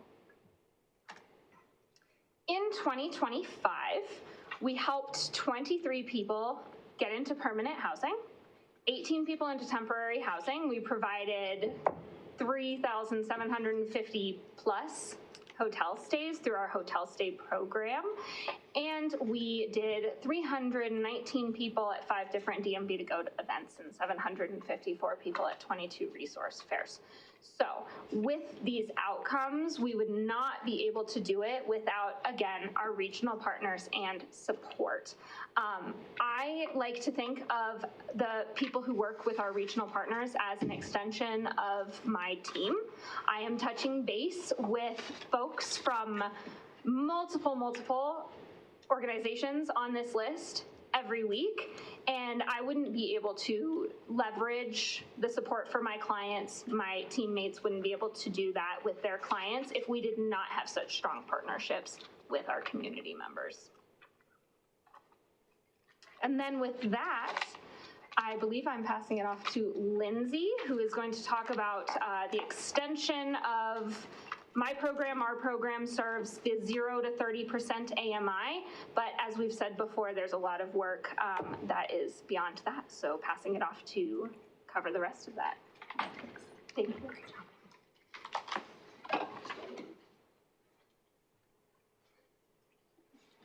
And I would also ask that my co-director here, Eric Otzelberger, join. We're going to close out this presentation. Lindsay Kimball, Community Services Director. Good evening, Mayor, Mayor Pro Tem, and councilors. And what I'd like to do is first go through the housing continuum. If you were here on council during the September timeframe last year, we were able to present a affordable housing, income-aligned housing update for council.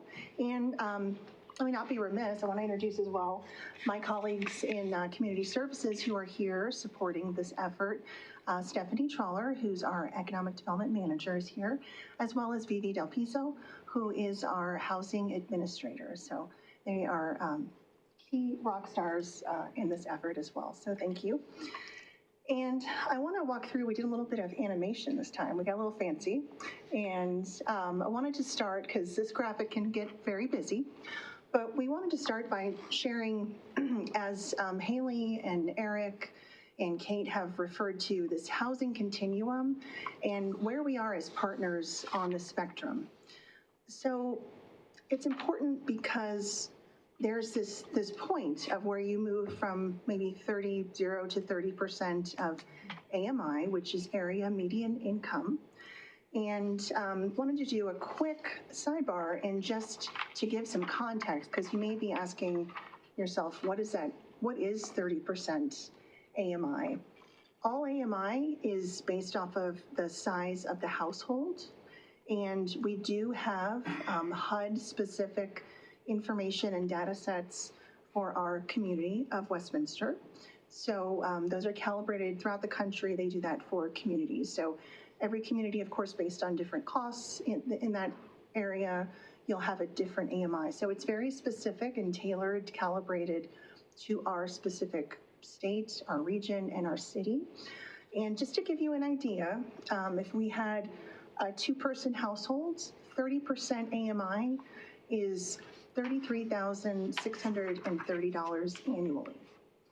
And as I said, it changes based on the household size. So if this was a 4-person household, that 30% of AMI, you would have to be making at least $42,000 a year, approximately.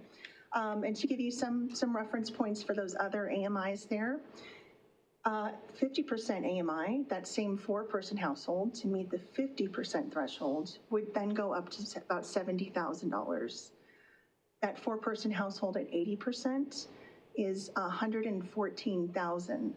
That's just 80% of AMI, so still in our affordable subsidized region. 100% is about $140,000, excuse me, for a family of 4 people. And 120%, because we do, our programs will go and reach into the 120% of AMI, just because we know that there is such a challenge with housing affordability. And that number for a 4-person household is $168,000. So it's a very large percentage of our population, particularly when you factor in there is a higher propensity of children in the households that are in these AMI levels below at 120% and below. There's larger households there too. So I just wanted to thank you for allowing me to do that sidebar and to give you some context of what the range is that we're talking about for our affordable and income-aligned housing projects on the housing continuum. As Eric, Kate, and Haley mentioned, their work is primarily around that 0 to 30% AMI. So they're operating in the spectrum of emergency sheltering, temporary housing support, that's that rental assistance program, navigation services that you just heard about from her incredibly talented team there, and even case management and eviction prevention. So as Kate noted and Haley noted, it's about oftentimes preventing someone from being removed from their home. It's much more effective to do everything we can to try and keep someone where they are in their house. And as we move down the continuum here, we have Economic Development Division and Community Services. They are working on things, let's start in the middle there. So subsidized permanent housing. We've got affordable rental housing, housing programs that many of you, if you have been on council prior, you've heard about our EEHR, which is Emergency and Essential Home Repair Programs, our LIFT program, which is about helping with very large capital projects at our housing authorities and nonprofit housing multifamily projects that are in need. And that's a very important program because, and we started that about 3 years ago. It's been very successful with Foothills Housing and with Maker Housing. We've got some of these properties that were built in the 60s or 70s. And in order to keep the housing affordable, and again, keep the stock, keep the inventory of units in our community, they've had to delay some capital improvements. And our grant program can do a $500,000 project, $1 million project. So these are big projects, re-roofing entire complexes or putting in new windows, replacing heat pumps, things like that, boilers. So that's a very important program that we're very proud of. The emergency and essential home repair is also key to keeping folks, in particular seniors, mostly helping out our senior community that's income qualified, with staying in their homes. So the most affordable home is the one you're probably living in right now. And for our older residents or senior residents, they probably bought it decades ago or they've been there for decades. We want to do everything we can to help. So that program, we have a contractor through Brothers Redevelopment. It's been a longstanding partnership and program.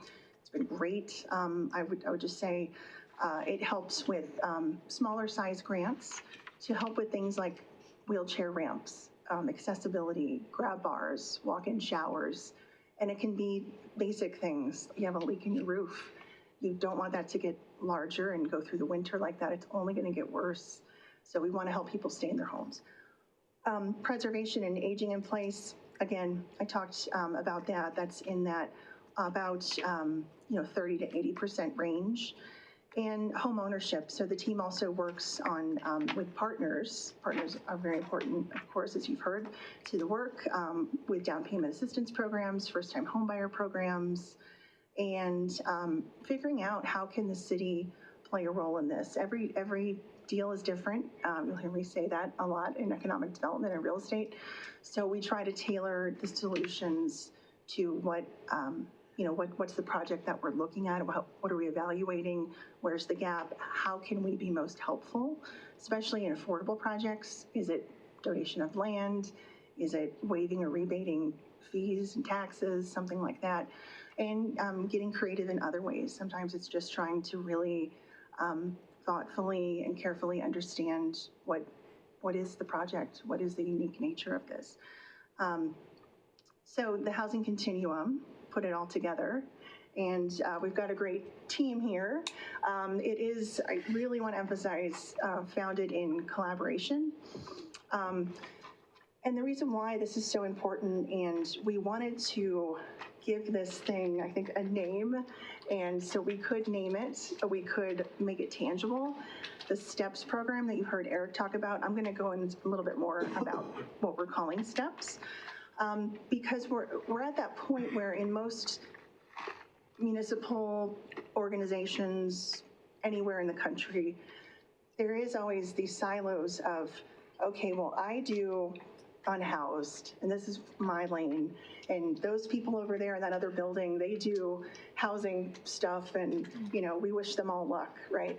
But we wanted to be very intentional that we're working at that point of confluence where it's temporary and transitional housing is a focus for the STEP. So again, we've got, you look at the continuum, we have emergency, that's cold weather shelters, hotel vouchers, recovery from illness, temporary to transitional, tiny homes, working with partners, finding programs through the VA program with HUD that Haley mentioned, and then finally getting someone to a permanent spot where they can have a home. So that little divergent point there, and I kind of try to think of the best analogy. I always personally like to think in analogies. I was thinking of, you've got those points in the world where you have these great confluences of salt and fresh water, and what does it make? It makes brackish water. And so I feel like that's where we are. And Eric and I have talked about this a lot. It's been a great collaboration.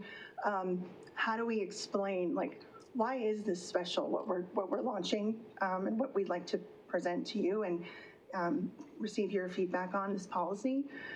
Is there just isn't a framework or a traditional paradigm that addresses the point where these two shall meet, right?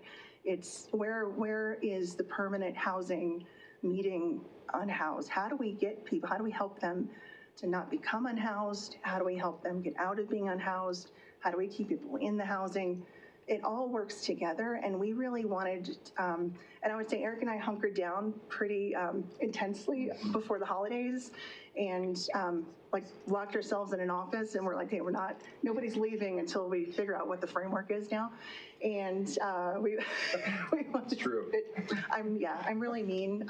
I locked him in my office and I went out until we figured this out.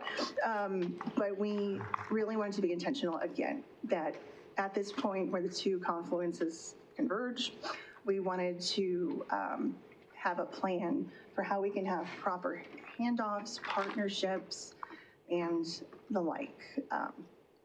So with that, I want to move now in this presentation to, how does the housing team specifically fit into that STEPS framework?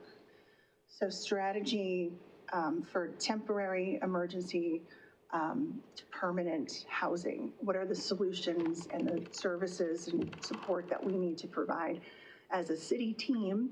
And also, what's the framework for working with all of our external partners? We see, and again, I wanted to focus specifically on how we view our housing team in this. I see it as we're a co-pilot.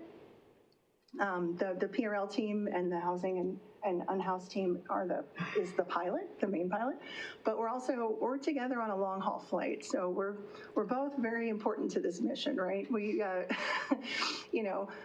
co-pilot's also very important. So I say that because I do see with the STEPS program, it's PRL, it's, leading this effort as they've done a fantastic job over the years. But this is about supporting unhoused to move to a permanent housing and also focusing on that transitional housing that we really, as a city team, haven't had the directive and policy direction to really focus on that we feel like we're hearing now. So we wanted to just be clear about that. So in our role as a co-pilot and helping with this, supporting actors, we wanted to say, what can we do? We can always work on creating more housing supply, any housing supply. Increasing supply side will hopefully reduce prices, but also working on on-ramps to home ownership. So we are challenging ourselves to find more partners, greater partners that are going to help us with down payment assistance, as I mentioned, and other programs to help people and finding those units. We had a wonderful field trip today to Erie. Thank you, Mayor Pro Tem, for helping us and setting that up. It was really enjoyable and did an amazing structure on that deal. And thank you for sharing about that. That was really exciting to the team that was able to visit that today and showing how can we think outside the box to create home ownership opportunities.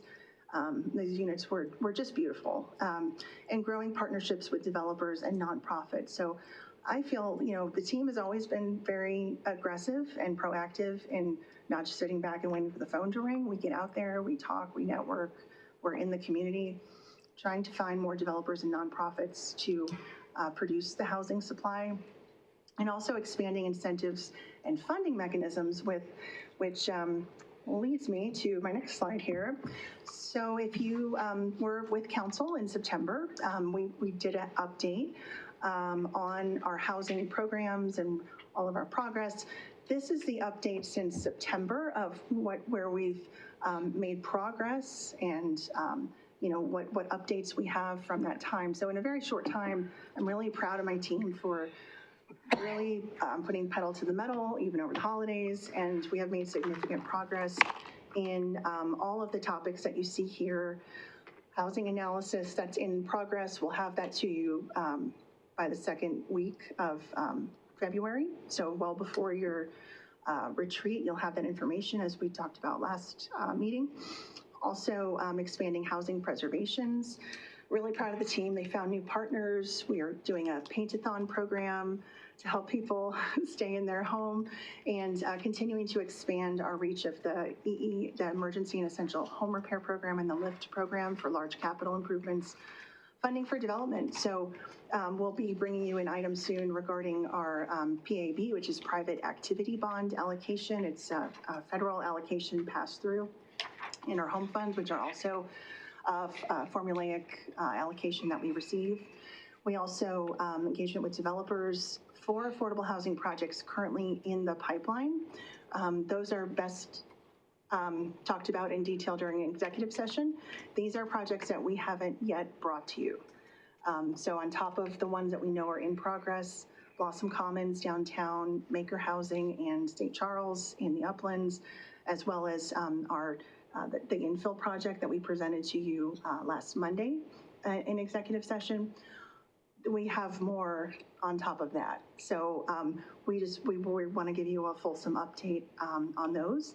And expedited review, working with all of our review partners across the entire city to get that done. And the ADU pilot program will be coming back in March with, we did receive a grant from the state, which is amazing. And it's going to provide technical assistance and off-the-shelf plans for an ADU. If you're a homeowner and you want to add an ADU, we're hoping to use that grant to have pre-written, ready to go, maybe fill in a few blanks and you'll be good to go, and not having to hire your own architect, your own planners, your own designers to help you through the process of building this ADU and establishing it. And finally, down payment assistance, which leads me to the housing update in February. So all of the information I'm sharing with you now, I know I'm going quickly through it and it's a lot. We have a fulsome update on February 23rd. That will be a study session where we will talk exclusively about housing and some discussion of proposed policies, partnerships, and actions. So that's, again, that framework for our STEPS partnership of how what we're doing can help create more transitional housing. And I want to highlight there that tiny home village, we've heard that many times from this body, and we want to honor that and come back with some details about work that we've done and work that we would propose for you to consider. We also, again, will review as much as we can without needing to go into an executive session. We will reveal more about the pipeline, some of those projects, what we're hearing, what's under construction, what's been built in the past few years. So understanding all that and working on some of the programs that we have heard over the past few months from this body. And we want to make sure that we are we want to make sure that you know that we've heard you and we've been doing research in the background. So this will be the night we're going to package that all up. We want to present it to you as some choices and some policies for your consideration. And staff would be asking for direction at that time. It also is very timely, as Jody noted at the beginning. This is the Monday before your Saturday strategic planning session. So we hope that this is also very helpful to that discussion. And also we have 2 more study sessions, but wait, there's more. We have a safe parking initiative. This is one we've heard loud and clear. I think it just kind of had a false start.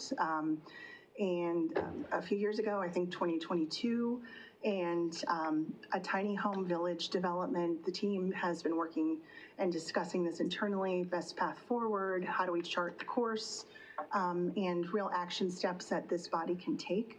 So these are 2 additional study sessions related to the STEPS initiative that we would like to come back. We're hoping we can come back in March and present these to you.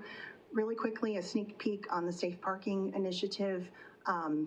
Eric knows a lot more than I do about it, but I know enough to be dangerous. And as I had just joined the city at the time when I think it was being presented, I think what we plan to do is really look at they did a lot of great work. A lot of people worked really hard in 2022. It didn't get over the finish line.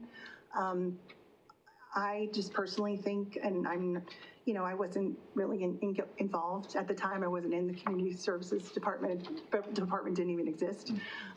So I would say as a bystander, I think maybe it got a little too overcomplicated. People very well-meaning, good intentions, but sometimes you just got to peel it back to its core. I think if you want to just get it going, get it started, just do something, do anything. I think we've got some good ideas on how to streamline and not overcomplicate that initiative so that we can actually get something done and implemented in the city of Westminster. And also on the tiny home village development, We've got a lot of research, we've done a lot of homework, done some field trips around here in the country. So we will be coming back with some options for you to consider there. Finally, this is our last slide, and I know it is an eye chart. I apologize, I can't read that. But I will say, this is our framework, and this is what Eric and I think we're both really visual people, if I could speak for him. We wanted to create something that we could bring to you every time we talk to you. That's a guidepost that you can print out, that you can keep in your back pocket, that you can, when you're in the community, you can say, hey, you wanna know what vote are we doing about this? Here's the 27 things that we're working on this year, and then there's 2027 and beyond. So this is a crossover. Most of its majority is, of course, in the PRL wheelhouse and our navigators and helping the unhoused directly. But again, we operate in that area of transition. So this is a joint effort. I think it's a really unique collaboration in municipal government, I would say, for the teams to be working so closely together and to busting those silos, if you will. I think that this framework is very action-oriented. We just try to keep it as simple as we can, because you can bog down and overcomplicate anything. I think the real magic is when you can take a very complicated subject and simplify it so we can make progress and help ultimately the residents. That's who we're all serving. So we've got a lot on this, a lot we've chatted about, and we really wanted to seek direction. I think Eric and I both wanted some direction on the things that we have talked about tonight. And we'll be coming back again in study sessions with more detail, but I think tonight, I know it's been a lot, and we also have our partners here, and I want to give them enough time. Yeah. What I want to be clear about is if we are off base or direction in any of this, we'd love to hear it. If we're going in the right direction, we'd love to hear that too, or any feedback at this time. But we wanted to leave you our presentation to end with this slide, even though it's a lot. We tried to summarize in bullet point form policy, partnerships, and action to address helping our unhoused residents, moving them to a transitional housing and ultimately permanent housing. So with that, we are happy to take any of your questions, and we thank you for your attention. Eric? Thank you, Lindsay. And if you were wondering, Haley and Kate did not coordinate the colors of their I really was wondering. But now that is our official color of the Navigator program. That's our uniform now. We should do that. So yeah, tremendous amount of information. I worked for a county once, and daytime meetings are different than evening meetings, so we want to be expeditious here. But this framework, most importantly, this isn't a one and done. I mean, presuming that serving the unhoused community is a priority in your strategic plan, depending how your prioritization and interest goes, this is for demonstration purposes, we can adjust, but once again, kind of trying to synthesize that framework of your policy direction, then leveraging partnerships and actions. So yeah, but most importantly, kind of big picture, are we on the right track? Thank you for that question. With that, we just had a question from City Manager Jody that I think is accurate. So this is really good information. Before we get questions from council, I think we should bring forward our Adams County folks, because we have our commissioners and friends in the audience, and we'd love to hear from them with the time, and then we can get some questions to you. Sounds wonderful. Let's call for a 5-minute break, but it will be 5. It's 15. I heard 15.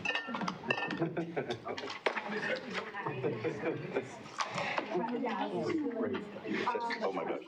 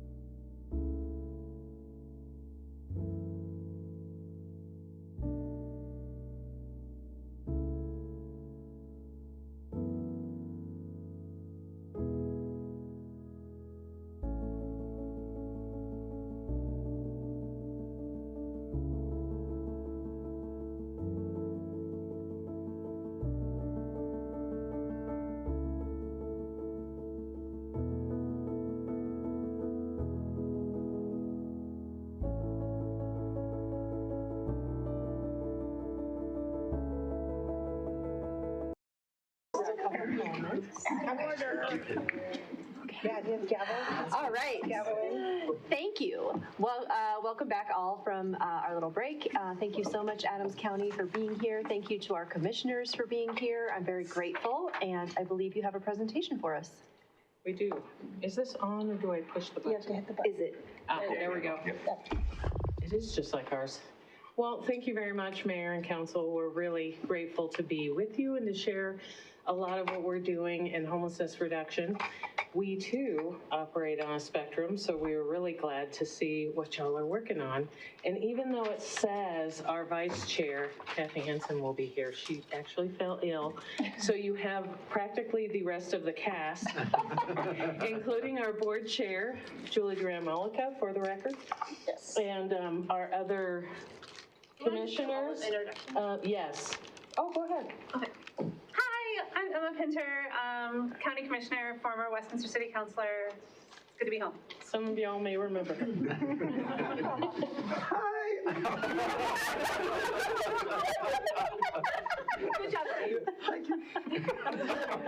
We keep it fun. That's why daytime meetings are good. I am Deputy County Manager Alicia Reese, and I work with our homelessness prevention teams, housing teams, our regional cooperation and grants teams, and most everyone who touches these programs. And I'll allow Matt to introduce himself. Hi, everyone. Matt Rivetta. I'm the Director of Community Safety and Wellbeing with Adams County. Thank you for having me. And one of the absolute best pros in this space. And hi, I'm Dionne Schroeder. I'm the County Manager in Adams County. So thank you very much for having us. We'll get rolling.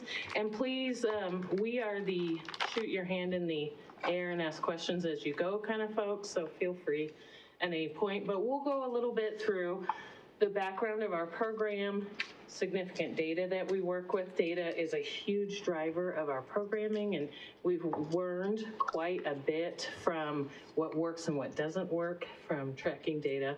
And as many of you know, we are in a regional MOU to share that data amongst us all and to share our practices. So that's been really helpful for us. So we'll go over how we also look to get past silos, which can be really challenging in an organization our size as well, to work across our groups to the better good of our residents. Our municipal coordination, we do have a strategic framework as well. Many of these slides will look quite familiar to you from your own staff's presentation, so that's a good sign. And some next steps that we're working on. So we got started in our current iteration of these services in 2016 when we had a large-scale strategic study done to look at what is the state of our unhoused population, what are some of the reasons that creates that condition for our residents, what can we be doing to address those things better, and a list of recommendations came out of that study. It's still available, and largely we still work from it. We have done an update since then, and much of our data systems have created deeper sets of knowledge from that. But it really kicked off the past 10 years of moving from poverty reduction and homelessness prevention and services of a very small group to now a standalone and future moving several staff members working together. Our poverty reduction unit, which lives in Matt's space, works across our departments and divisions, even within his own department. We have our code group in his team and several other folks who provide wraparound services and touch points to bring folks into services. He has done a wonderful job working shoulder to shoulder with his compatriots in all of our departments practically on encampment management and reduction and hopefully moving people into permanent housing situations. And so you'll see a little bit more of that here. data, like I said before, is one of our keystone things, and you all have all of these points that we'll go through today in this brief overview, but know that we have plenty where this comes from, and we're really happy to share that. But currently, we have a little over 3,600 folks who are accessing our services. The point that we have been pointing out to folks over the past year is, sadly, a third of those folks are under 18. They are either in families that are struggling, they are folks who have left home for different reasons and are living unhoused or couch surfing or other types of situations. And we are trying to address that specific population. We heard you all talking about your veterans population. We have had a focus there as well. And there's a number of different very specific means by which folks find themselves in need of service and care, and we'll go through some of those as well. But one of the things that our board decided to take up early on in this latest iteration was really focusing on prevention, because that means, folks not only don't have to pursue a cost of acute care, but then those folks are not enduring the trauma that comes with losing housing in the first place. And we really have worked quite hard to keep that in mind as we develop some of these services. So y'all are quite familiar with our SWAP program, that is severe weather activation. We averted more than 10,000 nights of unsheltered homelessness in 2025. We've had a mild winter so far, so we're not seeing quite these numbers, but that doesn't hurt my feelings in the slightest. We really kind of see it as a traveling shelter. We don't have much in the way of congregate sheltering, and that's really not something that has been shown to be helpful to people to get out of an unhoused state. So there are a few programs throughout the county that address some of those very specific needs, like transitional housing, like a space off of the street to get a foothold to move forward, like they are doing at the Navigation Center in Aurora is a really good example of that. You're seeing much more of a multi-step approach to that. It's kind of how several years ago when we saw that in aging care, you were seeing multi-steps of aging. It was assisted living, independent living, nursing care. These kinds of services are quite similar. We meet people where they're at and what their need is and try to move them along into better care. And so you saw what our numbers were in point in time. We rely on those numbers somewhat, but not to tell our whole story. That's why our data team has been so tremendously helpful to us in painting a larger picture. We are able to bring in school-based data, our community partners and elsewhere to really fill out that picture that just isn't going to be seen in one night a year. But what we have determined lately, so y'all have probably heard from us, many of you, that in the past, domestic violence had been our #1 trigger for unhoused or otherwise homeless service need. Thankfully, I will just say that is no longer the case. It is still up there, and you'll see that. But as is probably no surprise to anyone, the cost of living is really driving what we're seeing now. Housing instability, marital breakups, other domestic disruption is still up there. We are still seeing folks who are experiencing mental health crisis and disability issues and substance abuse, still having challenges that lead to this issue. And also something that is not maybe known to everyone, many people fall into substance abuse issues and mental health crises once they're on the streets. Because if you can imagine, that's not a positive place to be, and folks seek to handle that best they can. And Matt, can you tell us a little bit more about that fantastic point of data at the bottom right? Yeah, I think it speaks to what Kate and Haley were touching on, and that is when you've been able to reach a number like we have. We're fortunate, and our commission has been so supportive over the years. We're up to 10 staff members, that the engagements we have with our unhoused residents can be that much more effective and impactful. And similar to what was shared, we do a lot to relationship build, and we use a lot of lived experience hires that work with individuals. And if we're able to establish that type of relationship, we oftentimes can find an alternative, a house situation for the individual to elevate their position.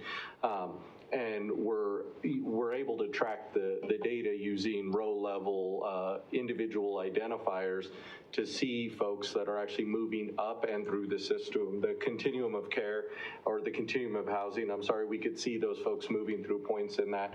And so it's important to note that we're getting a fairly high success rate compared to what the national average is. Thanks, Matt. I'm cheating because I already know the answer to this question, but I do want to share it out loud. Can you speak to the importance of kind of preemptive connection with services? I think a lot of times folks in our community are maybe want to help other community members, but it's at the T-minus 12 hours kind of point.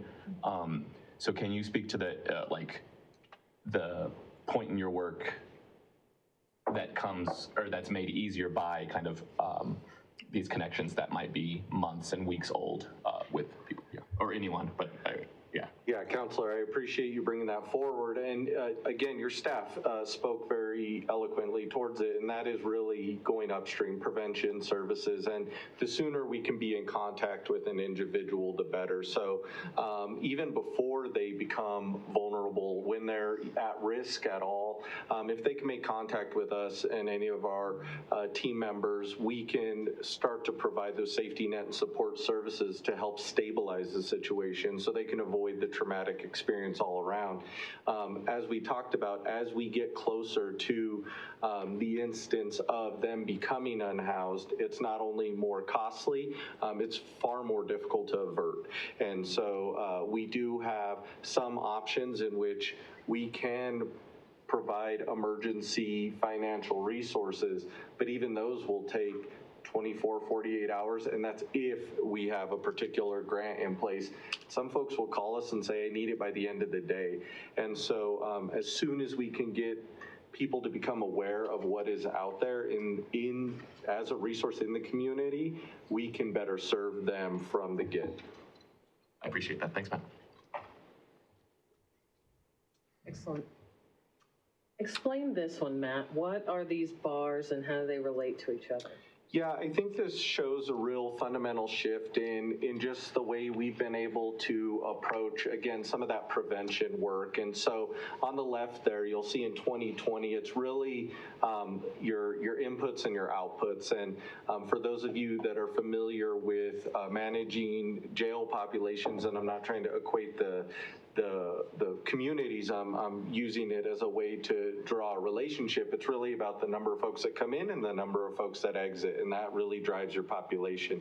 And in this regard, it's the number of folks that are entering homelessness and the number of folks that we get housed. And you could see in 2020, we just weren't able to bite into that elephant at all.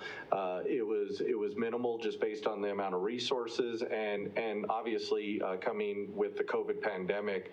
By 2025, though, with our more upstream preventative work, our more collaboration with our municipal and community partners, and also the programs that have been supported by our county commission, you can see we've gotten actually closer than ever to where we're housing a third of those folks that have entered the system in that year.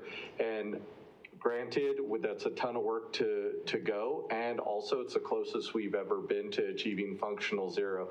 And functional zero would be if we could get enough folks housed to where it equates to those that are entering. So as they enter, we get them housed. And that is our goal. And it's similar to the Veterans Program, the Built for Zero program. And again, you can see what happens when you have the resources. I think last I checked, Adams County, we only have 7 veterans that are unsheltered right now. And when we started this work in around 2019, 2020, we were well over 100.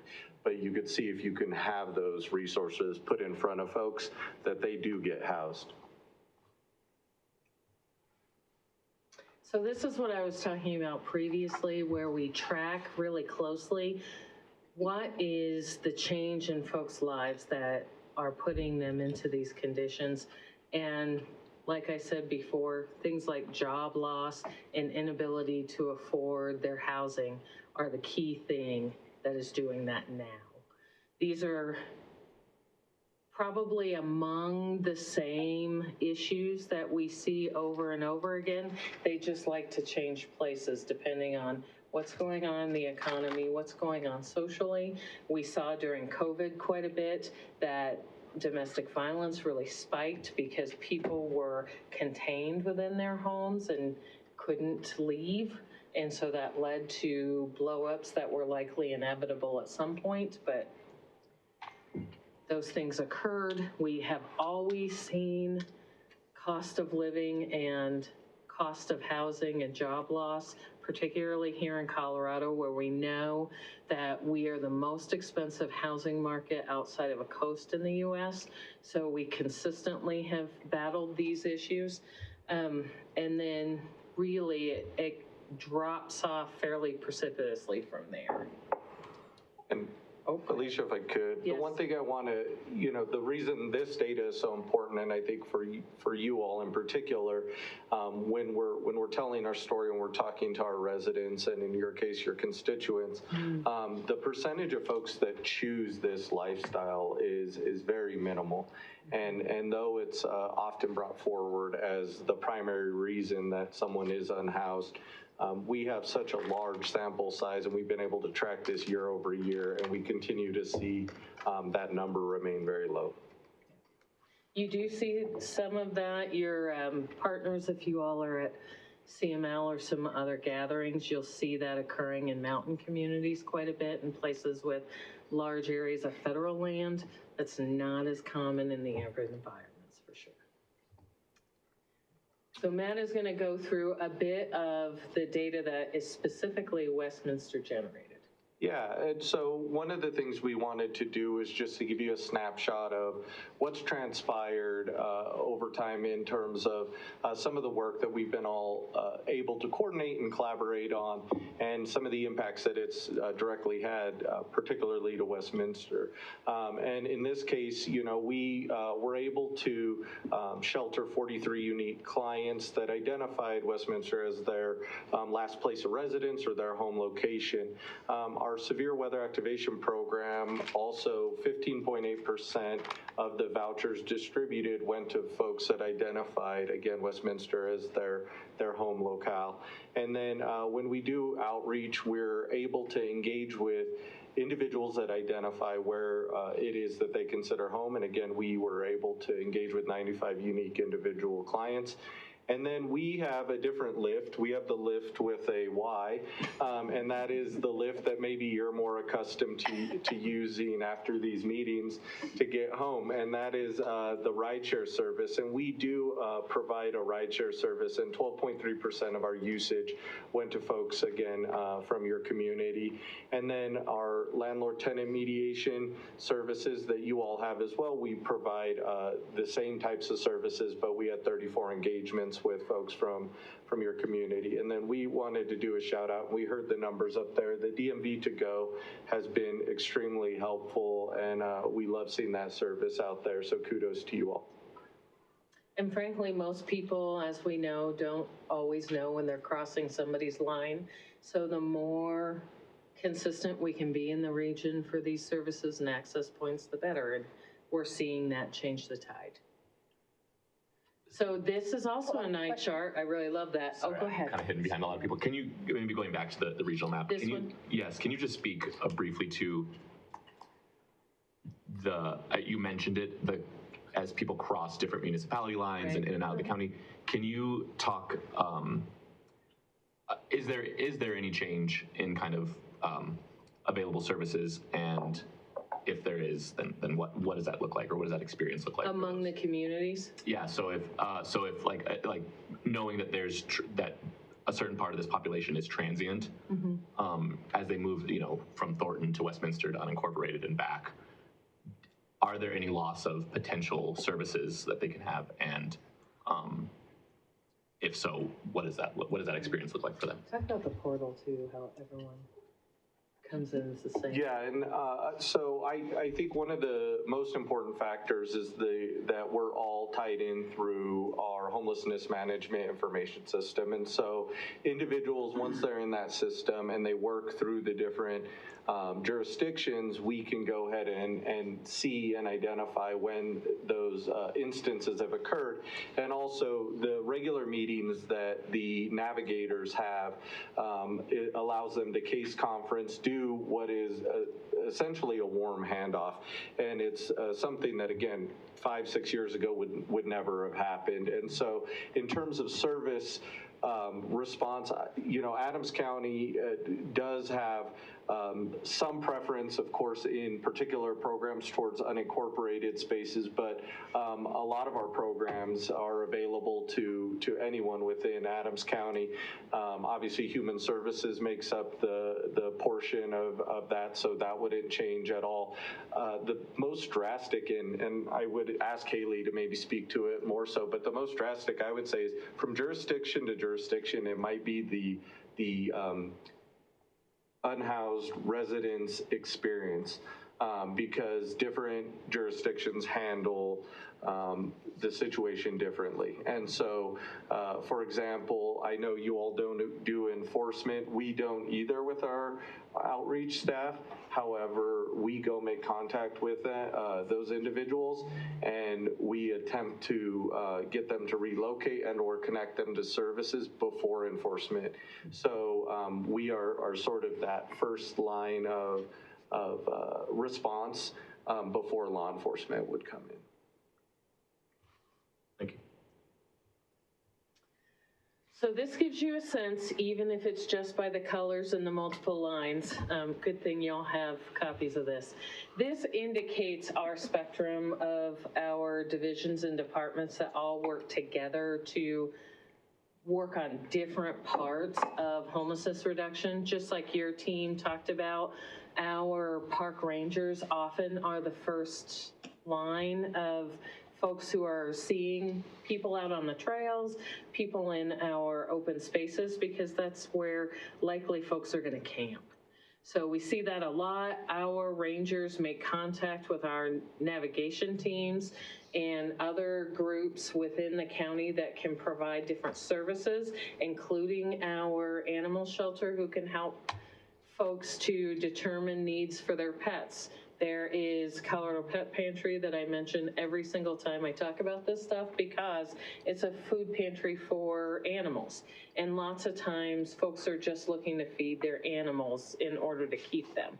And many folks will not pursue assistance if it means that they can't keep their animal with them. We do have a small program where we can keep animals on a short-term basis to assist folks in transitioning into services and housing transition. So it's really helpful. And as you can see up there, nearly any type of public service you can imagine is involved in sort of our full and complete person care. Oh, I missed it, Matt. Yeah, and I think one of the other items we wanted to touch on or revisit was the idea that we do have an established regional alignment on homelessness with all of the municipalities within Adams County, as well as Broomfield, City and County of Broomfield, to really capture the 17th Judicial District. And so when we engaged with this, it was really just to commit to that strengthening of the collaboration, the communication, committing a resource that would meet with regularity, and also to share those data points, which are, again, so important because as we heard with the prior presenters is, they're individuals and the individual complexities that accompany each of those folks. And so this Regional Alignment on Homelessness MOU was signed a few years back and will continue for the next couple of years now. So we'll be revisiting it as we work through further engagements through our AdCog meetings as well. But, really there's no financial obligation at this point. It's what's underlined there at the very bottom is the parties will strive to perform roles and responsibilities identified, and that means really showing up, engaging, making sure we're connecting as a community. And in a couple of years, that doesn't mean it goes away. It just means we all have the opportunity to recommit to ourselves. Exactly. Very good.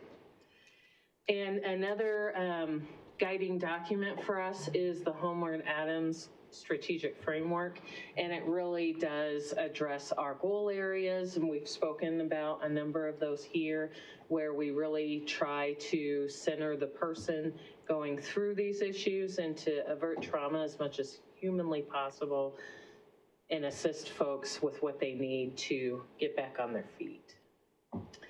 We have a number of resources in our tool belt, and I will actually make sure y'all get not my highlighted copy, but a copy of this sort of helpful guide that gives you a sense of everything that we are offering, but tenant-landlord mediation is particularly important to us in our effort to avert eviction and to keep folks housed. This program, what we kind of affectionately call the $1 Million Blocks, is really a targeted intervention to assist people and transition them into a better space. Mobile Home Initiative is where we work with residents of mobile home parks to know what their rights are, to assist in helping folks to try to establish a group effort to sometimes buy out their park. That's allowed by state law, and our teams are really great at organizing and assisting them to get together and to try to pursue that. It's only been successful a few times in Colorado, and that's really due to the fact that resources to match the offer on the table, so to speak, are really low. And there's only a couple of groups who are operating in this space, but that just because it's hard hasn't stopped us before, so we'll keep at it.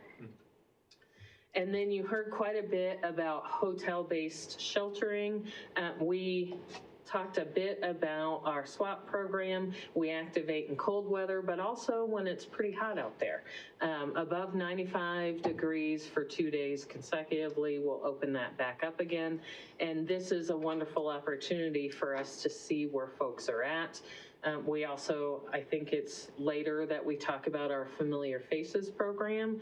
Now that we've operated SWAP for several years, we see a few of our friends returning, and we've really targeted services specifically to that group so that we can get them moved on and then free up those resources for others that might come into the program. And then Pathways to Stability has been ongoing for a couple of years now. This really is a bridge housing effort for folks who are just about there and just need a little bit of a lift to get into housing.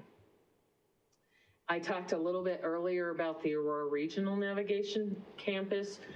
We have high hopes that there will be many of these throughout the region, but it's really a tiered system that brings folks in from sometimes unhoused or couch surfing situations or just instability in some manner, all the way into getting on the track toward housing. And of course, pets are allowed. That's tremendously important. So really from this point, this is what we're identifying as our next steps within the region. In a couple of years, we will be on our path to renewal for the MOU, but we really also are re-engaging to continue to strengthen our partnership together. We're taking the show on the road to pretty much anyone who will have us, so spread the word. And we're revisiting the topic of homelessness and what we can all do as a region, our convenings with the Adams County Council of Governments, or ADCOG, as we affectionately call it. We're updating Homeward Adams for our strategy. And Matt, I'll let you talk about what is our Right at Home pilot. Yeah, so we were approached with a very unique opportunity where there was a national initiative about to take place. It had already resolved in a couple of communities where they were able to get significant positive returns on. And they decided, can we spread this to 10 metro areas, 10 major metropolitan areas around the country? And what it is it's really about, again, more upstream preventative services, but meeting folks where they're at. So it's right size for the individual. There's no actual cap on anything. But the unique part of this program is that it's actually from private donors. So large corporations have come forward and put significant monies together to award to different communities. Adams County was highlighted as one of the potential recipients of this investment, and we hope to continue to move forward. We're looking for a potential announcement anytime. The idea is that we're the only suburb that was chosen out of the 10 municipal areas around the country, and that we will undergo a 3-4 year pilot program. University of Notre Dame is going to help evaluate the program and hopefully establish some evidence-based practices that we can move upward through local and federal policymakers. Thanks, Matt. So with that, I'd like to open it up to any other questions, and plus to really promote our elected officials with us, our commissioners, because I think you heard Matt say about 9 times, with the support of our commissioners, because that truly has been the case. We've been hand in hand working together in the region to advance these things, and they know truly better than we do what it's like to go out there as an elected official and hear from people. So they can answer those questions as well. Okay, thank you so much. With that, I hope you're ready. I'm just prepping. I'm just hoping you're ready. Let's do it. All right, kick us off. Councilor Johnson. Thank you, Madam Mayor. Thank you for the presentation. I think something that our city staff hit on a little bit, but that is, I think, I'm hoping to try to get the through lines for all 3 kind of governments is rental assistance and mortgage assistance programming, because you know, that type of, I think we've seen, especially in Adams County, really good numbers about our preventative programming and less people entering the pipeline. But I know with the ARPA funds going away, state and federal money for those programs is going away. And I would love to better understand the county's approach, and then maybe for our city staff later, and for Jefferson County, what the plan is to keep those programs going at current or even higher levels, because I think data shows that is by and far some of the best investments we can make to prevent homelessness. I'll allow Matt to get started with that, and we can fill in. Yeah, so a couple of the programs, and thank you, Counselor, for your question. A couple of the programs that we offer are around, one would be that $1 million blocks. And the reason it's called $1 million blocks is it's really looking at the downstream community cost of a particular neighborhood. So what we do is we look at the social, economic, and financial factors that contribute in a disproportionate way to a particular community, and we're investing upstream in those to avoid those later downstream events. And so we have been able to utilize that program to prevent some evictions in that case. I think we're up to 25, 26 evictions that were prevented in those $1 million blocks communities, and that has been supported. Again, it started last year and was supported again for this year in the budget cycle. The other thing that we're really excited about is what we call our asset development program, and recognizing that really the gap between being vulnerable or unhoused and stability is really that wealth attainment. And so we are looking at, or our program, I'm sorry, is structured to set up folks that are pursuing higher education, first-time home buyers, or starting a business. And we currently have over 25 folks, I just told you the numbers, over 25 folks that have met the requirements, and what we do is a match. So if they go through the requirements, they save $1,000, they do particular classes, and over a particular set of time frame, we will give a match of up to $9,000. And they can stack that with existing down payment assistance programs, scholarship programs, or small business programs.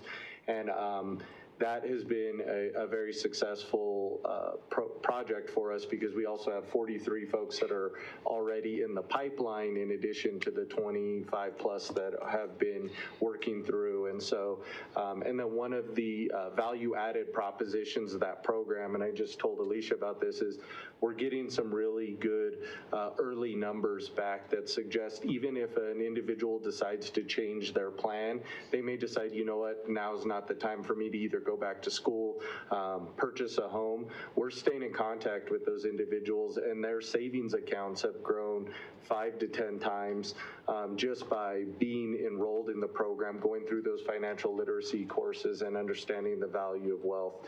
And so we see a lot of opportunity there. Yeah, thank you for the question, and I think that it's an important one, and it's the elephant in the room, if you will. I know that you've had presentations by the nonprofits that have served Adams County in this capacity in the past. We've had presentations and conversations with them as well. I think the reality is determining next steps of what does that look like regionally, not only from a county perspective, but also from a city perspective, and what does this look like moving forward. The funds that we used are not there anymore to support these programs, which are very important programs, which I completely would love to see them take place, but unfortunately those dollars are gone. So I think one of the biggest things I feel like we can do is continue that regional conversation, bring all of our voices together to talk about what those next steps look like. When I talked to the nonprofits a couple weeks ago, they mentioned like a $3 million gap that they were looking at filling. That's a great opportunity for us to perhaps collaborate on some things, or talk about what do these services look like moving forward. At Adams County, as you heard from Matt's presentation, there's a lot of innovative work that the county is trying to embark on. Unfortunately, homelessness prevention, mortgage assistance, that got cut out from underneath us. So not necessarily something that I think the board was thinking on long term. It was a bit of a shock for us last year when we had this conversation. But with this, we're hoping to continue this great innovative work, but we do got to figure out how to fill the gap when it comes to perhaps some of these nonprofit dollars, or how do we provide this service ourselves moving forward, because our community needs it, right? So. And Madam Mayor, if I could just follow up. Yes. I appreciate that response, and not going to obligate our council to do anything, but what would be helpful from my perspective is just like when we had our great meeting to talk about county needs a couple of weeks ago, the counties did a really good job of saying, you know, if you like the Youth Justice Center, each city needs to contribute X number of dollars to keep it, right? Like those type of concrete asks, not saying we choose to meet them, but give us targets to work with our staff. You know, and if we as a council want to prioritize that, we have kind of clear direction and targets to meet it. So from the county's level, that would be really helpful, I think, for us, is to have that understanding as we go into our budget cycles. If we as a city want to prioritize that, what is the target that we're looking at to make sure that we're meeting that, rather than wanting to keep the program but not understanding how we can even contribute to a pool to keep it. And I think that that's a fair point, and that's really kind of the follow-up of the outcome of the summit that we had a couple weeks ago, and I'll let our county manager talk about, you know, where do we see that going? That was just the start of a conversation. I think a lot of people across the region, not just you, are really interested in the numbers, really interested in getting down and talking about, you know, how do we make these financial realities? And I mean, I talked to Northland folks and Thornton folks and Federal Heights folks, and they're eager to figure out how they can help. Some are concerned that they don't have room in their budget, but you know, that conversation is there, and I think that that's a really important direction for our county to continue to move in.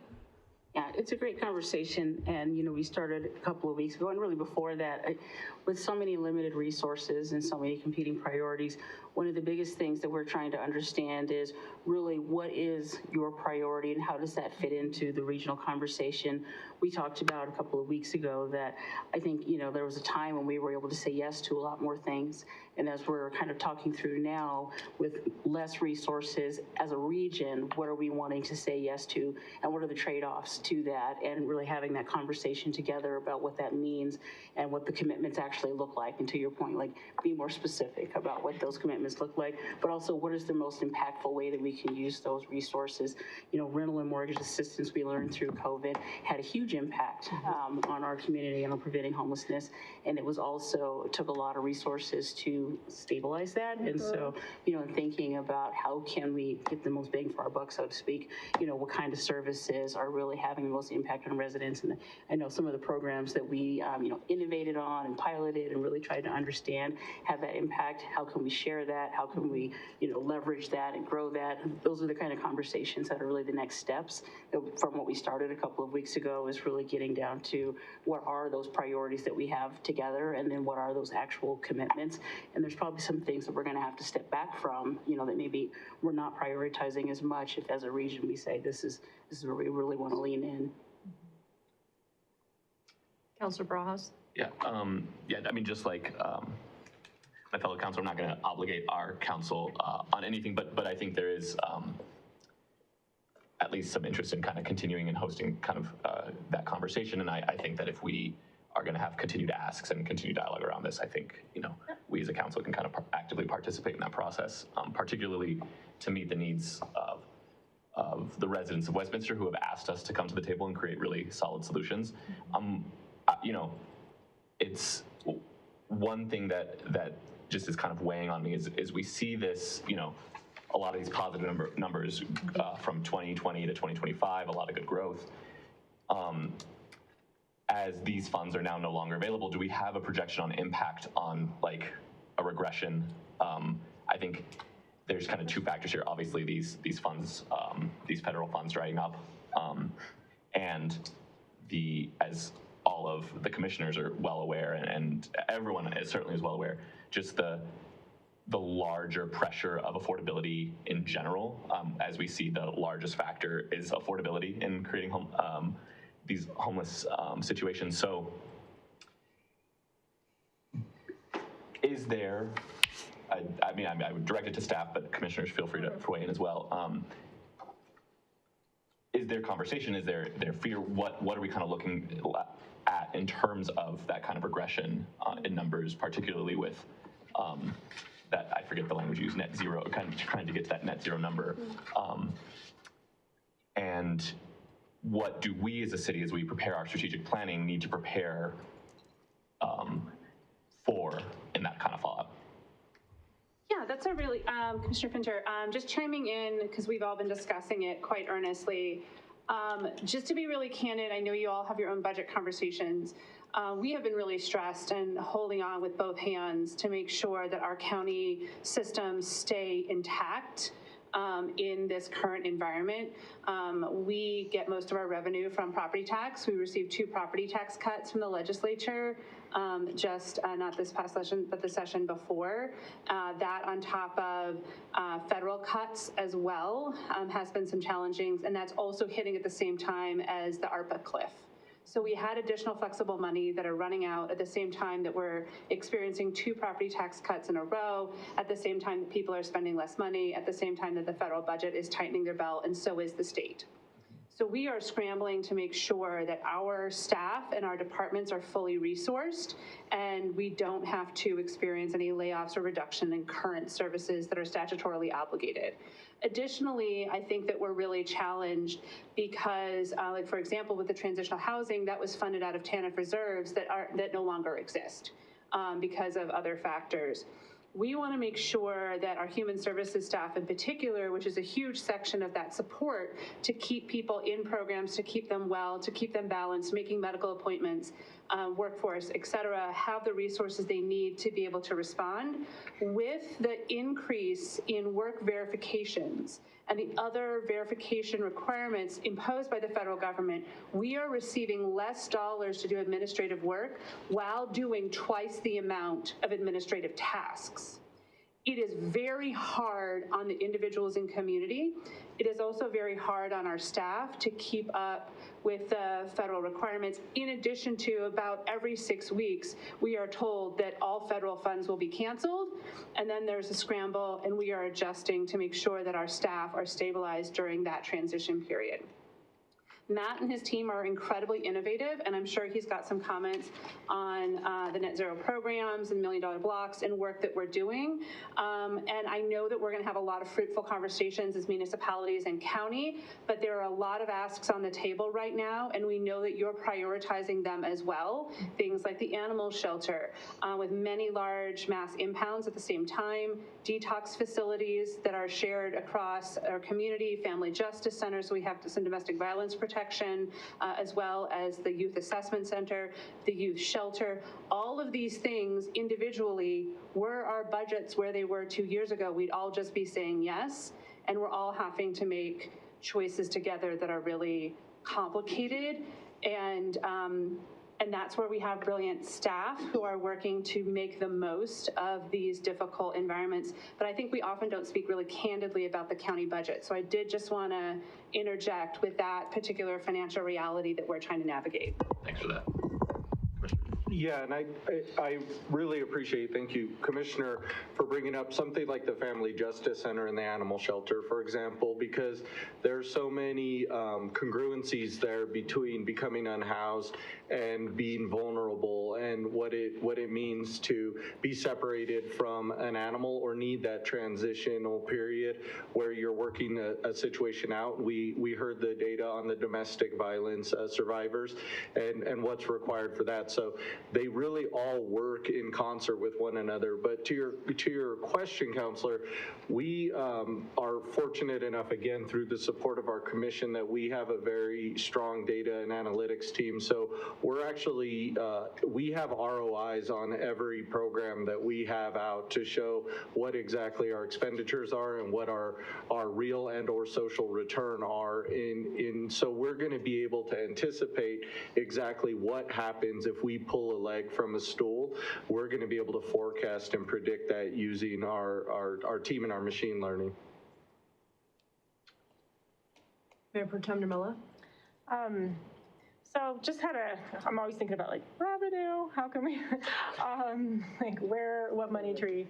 I know obviously the tax for affordable housing didn't make it through. What are the thoughts on something like that being brought up again? I'm looking at the numbers that Boulder County they have got $16 million, I think, coming through annually right now. Sounds good, yada, yada, but I know we're all just hit so hard with tax, but I don't know, just your thoughts on that. We have talked a lot about adding extra taxes if we'd like. As you may have heard, we were kicking around potential next steps for a jail that needs to get redone. We did some polling around that, which failed brilliantly.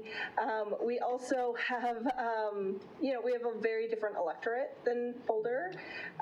And so I think that we could have that conversation. And even with some polling, though, I'm not quite sure in Adams County if it's viable moving forward. We have Commissioner Odorizio. Go ahead. I think Where you at? as one of the folks who we kind of threw that on the ballot last year and we did it kind of quickly. And it was a moment of urgency, we thought. And I will tell you that over the lessons learned over the last few years, whether it was a few ballot measures in Adams County, whether it's 2015, the deal we did with DIA, or the extension of open space and facilities and road tax, you just can't do it without the cities. And I think that we tried to rush that too much and didn't get the cities, because cities are very, I don't think I need to tell this room, but the cities can be quite sensitive when you start adding sales tax and it's not their idea or something that they can specifically get behind. And so I think the appetite wasn't there last year, and I think there's some lessons learned that if you're gonna try to add sales tax, you sure as heck better work with the cities, because none of the cities want to get into double digits on their sales tax, and they want to keep some of that room for when they need it. And you're likely to see the same kind of conversation when, if there are going to be some groups that want to do it for, health or mental health.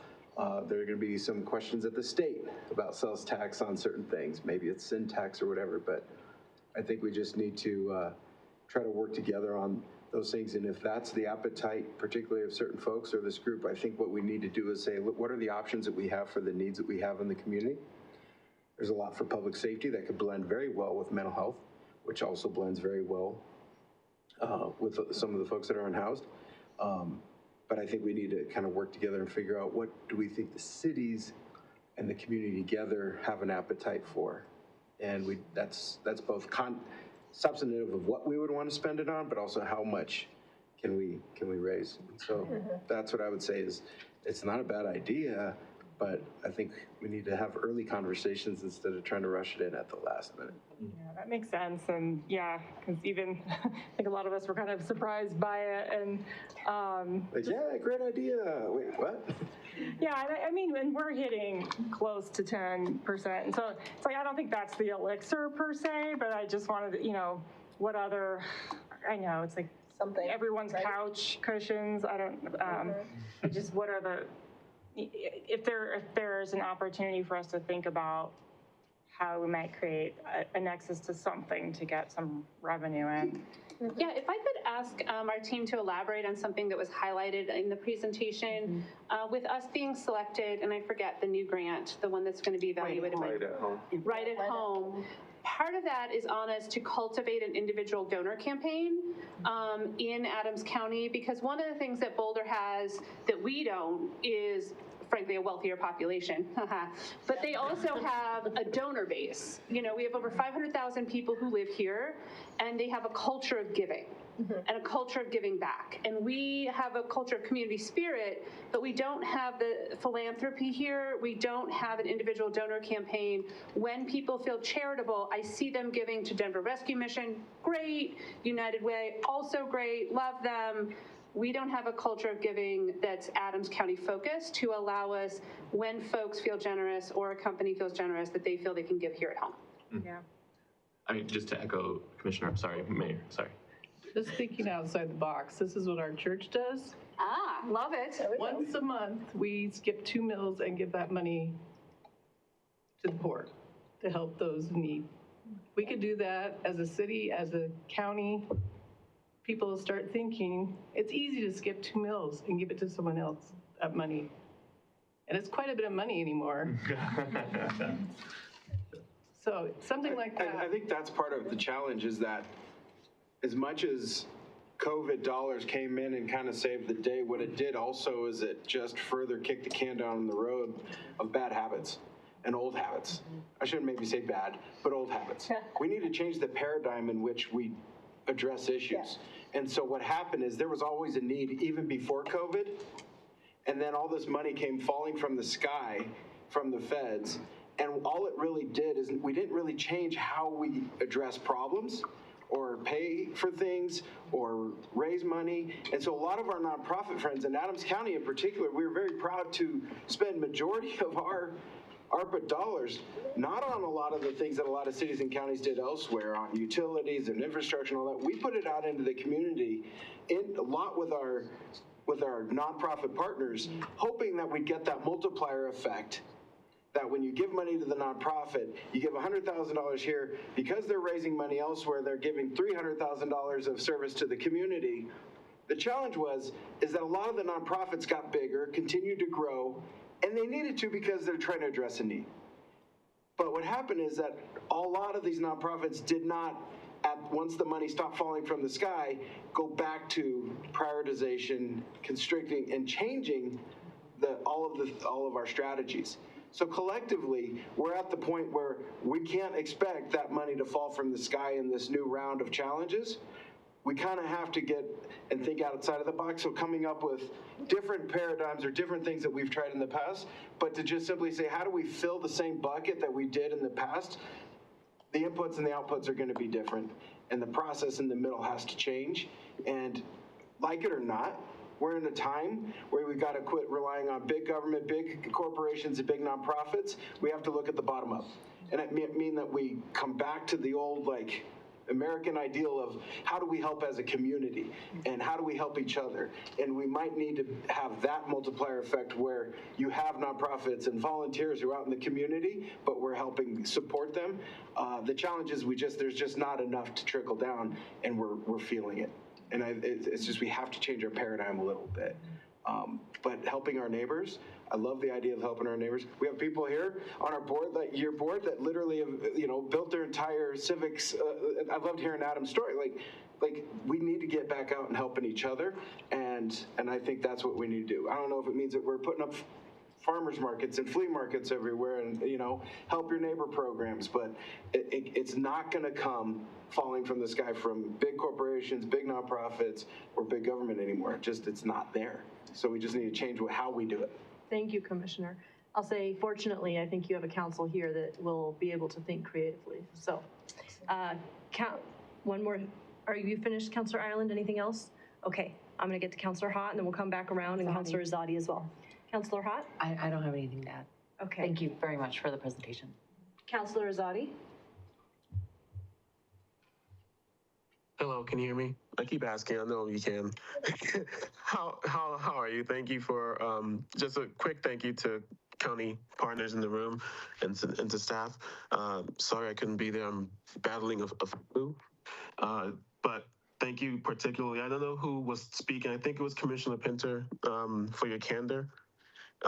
Because I think you set the true financial reality, which is the elephant in the room here. And I think that housing is inherently regional work. So I'm just really grateful for the collaboration and the trust that makes a plan like this to come together, because the county, you have significant challenges. Here in Westminster, we have some significant challenges. We have residents who are choosing between rent and groceries and healthcare, and the cost of living crisis is impacting everyone. So just wanted to start off by thanking everyone. Housing is intersectional with all of those issues. And I think Director Kimball says it best, housing is where jobs go to sleep at night, right? So it's important that we can reduce the inflow when we talk about the unhoused, when we talk about housing. So the questions I have are related to the funding environment for Adams County. I have a lot of questions on the STEPS program, but I'll wait for later. I'm sure I'll get back to the STEPS program later. But my first question is, how do you think about targeting when resources shrink, right? Because if the county no longer has the funding to support down payment assistance programs for these nonprofits, for example, and a municipality like Westminster, particularly this council, we are looking at very creative ways, and we're looking to do whatever we can to help our constituents. So how would you recommend that a municipality like us, if we wanted to invest in something like down payment assistance, is it income band? Is it geography? Is it first generation buyers? Displacement risk? Where could a city add the most precision is the first question. Well, that is an excellent question now that the mic is back on. Really, I think that's why it's been so key for us to build the data understanding that we have, because it's not going to be the same approach everywhere in your community. There's just always going to be communities that are hit harder. So what we have seen is there are things that are moving the needle. Targeted investments are moving the needle. And what I would suggest to you is almost everything that's working is already out there. What we're seeing happen too often, not just here, but across the US, is starting new things. I would really recommend against that. Unless your new thing is partnering with someone also doing that new thing. Because there are so many of these programs in existence. There are several down payment programs, for instance, that can be connected together. We are looking at every which way we can work with our business community, nonprofit community, our community anchors, as we call them, school districts, our cities, and everyone else to share a part. Because the more we can break this down to reasonable levels, the more likely we are all able to afford that. Because like Commissioner O'Dorisio said, this has been coming since at least 2016, when we saw the big changes in the tax code that disincentivize giving at this landscape level. It's just been moving slower towards us with that interruption from COVID dollars. But it's been coming since way before that. Did you want to say anything else? I might add something to that. Go ahead. Sorry, we've touched on it a little bit tonight too, when we think about specific strategies, and I think Matt mentioned it pretty well, that as much upstream and prevention as we can focus on, I think that is really the best investment we can make, and using our data to really pinpoint where those strategies best fit. I think, if you're having to really kind of take a look at your data and make decisions, those upstream interventions are really going to be, I think, the most critical. It's really expensive and traumatic if you're intervening after someone has already lost housing, and we've seen that over and over again. So I would add that when we're talking about what are those interventions before somebody actually, becomes homeless, before somebody actually falls into a situation that's much harder to cure. And so that's another thing to just always keep in mind.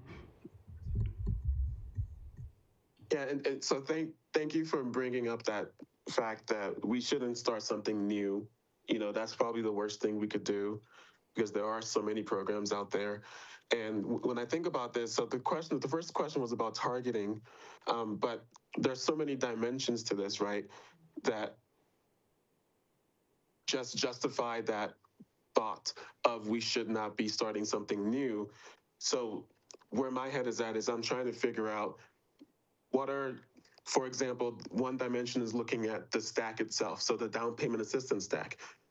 Do we, what's the highest leverage for a city to support, right? So for example, do we look at upfront grants? Do we look at interest rate buy downs, shared equity? Or do we look at, non-fiscal actions that we can take? There's zoning, there's permitting, there's fee structures. There's all sorts of things we could do. But to what you're saying, I feel like whatever we choose to do needs to already exist in some other entity that does this really well, right? So whether it's a nonprofit or some organizations or existing state programs or county programs that we can just pour dollars into, perhaps might be the best thing rather than us taking that on. Does that make sense? Well, and particularly, Counselor, for folks who are entering the space, cities have not traditionally been in a lot of these social services spaces, so this will be new to many of you, but many of our cities have talked to us over the past 10 years about how they are having to enter that space because they have no choice. Their residents have you to look at. And counties can't do it by themselves anymore. You all can't do it singly either. It's really going to be critical for all of us to work together. Thank you for that. And I think that's a really good point. And it's kind of the driving force as to why we're asking so many questions to staff and why we're brainstorming so much before our strategic planning session next month. We have been looking at this, this paradigm that we're at is the state is losing money, the counties need money, the feds are taking all the money away. So what do we do as a municipality? I feel like this is an opportunity for all of us to expand the imagination of what a city can do, right? And I think it's going to be risky and uncomfortable, but the constituents would at least see that we're trying. So thank you guys at the county level for doing all that you can. I know you're balancing a lot, but thanks for being here. Thank you. Okay, thank you. With that, I want to say thank you for your presentation. This was extremely informative. Thank you, Matt and Alicia. That was a lot of information. And thank you, County Manager, for all your work in coordinating the cities on this really important topic, because it's probably most of our cities' #1 priority right now. And then a really big thank you to Commissioner Mollica, Commissioner Pinter, and Commissioner Odorizio.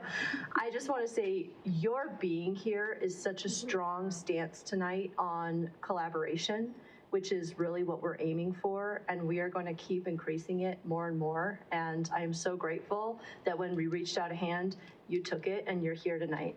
And it's a strong stance on how much of a priority this issue is for you. And so thank you for taking the time, because things are very, very tough right now, and they are only going to get tougher. And so it is up to all of us to, exactly what was just said, ensure that we're working strongly together, because that's the only way that we're going to get through any of these issues. I'm hoping that there's a date for the next meeting for the Regional Collaboration Initiative. We are working on that as we speak, and we'll be sending out more information to everyone probably by the end of this week about the next steps after our summit. So, okay, excellent. And please be sure to include agenda and work with our staff. I was very disappointed I couldn't make the last one due to the Metro Mayor's Caucus. But just know that this is a very high priority for me, and I want to be sure to be there. With that said, I did have a lot of questions, but I think for the most part, I can follow up via email on them. But to Councilor Rosati's point, I think that we would just, and to Councilor Johnson, a lot of folks is here. We just want to be sure that we understand what makes the most sense to concentrate our efforts on. You have a council that is ready to be creative, or I can speak for myself. We're ready to think outside the box, right? And you also have a council with combined personal impact, combined personal trauma on the unhoused experience. We understand that firsthand. And so we want to help do what's right by our community and our constituents. And if that looks like, a housing fund, if that looks like, rental assistance, if that looks like helping dig our nonprofits out before they go under, let's make sure that we prioritize and try to come up with some real tangible solutions that make the most sense for the most amount of people. And to everyone's point, we already said this, but it costs less to be preventative. We all know that. And so to me, that seems to make the most sense if we can concentrate on that area, because once folks hit the streets, the problem is going to double or triple. And I don't think we have a real good idea of the numbers of what the problem will be until it happens. So with that, thank you. It's really amazing that you're here, so thank you. Thank you. Cheers.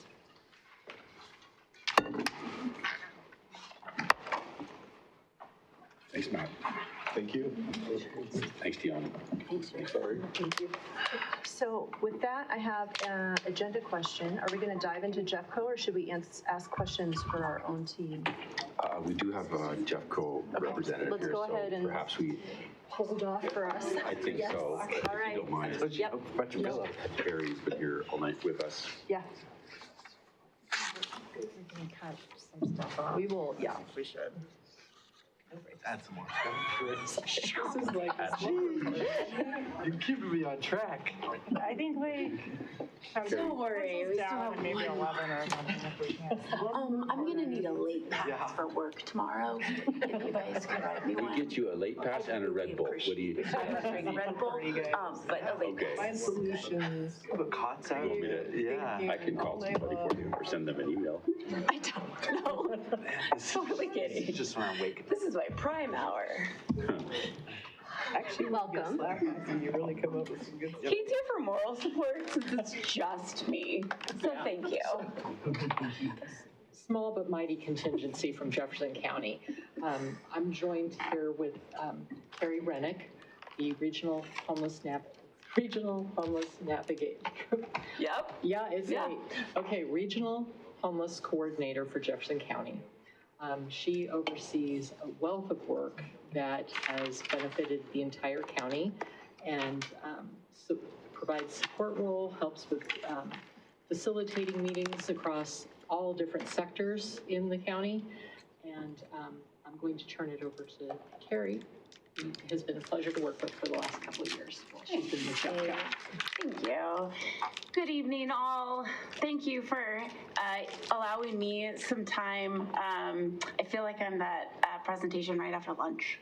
So this is really like when we have to put it into full gear.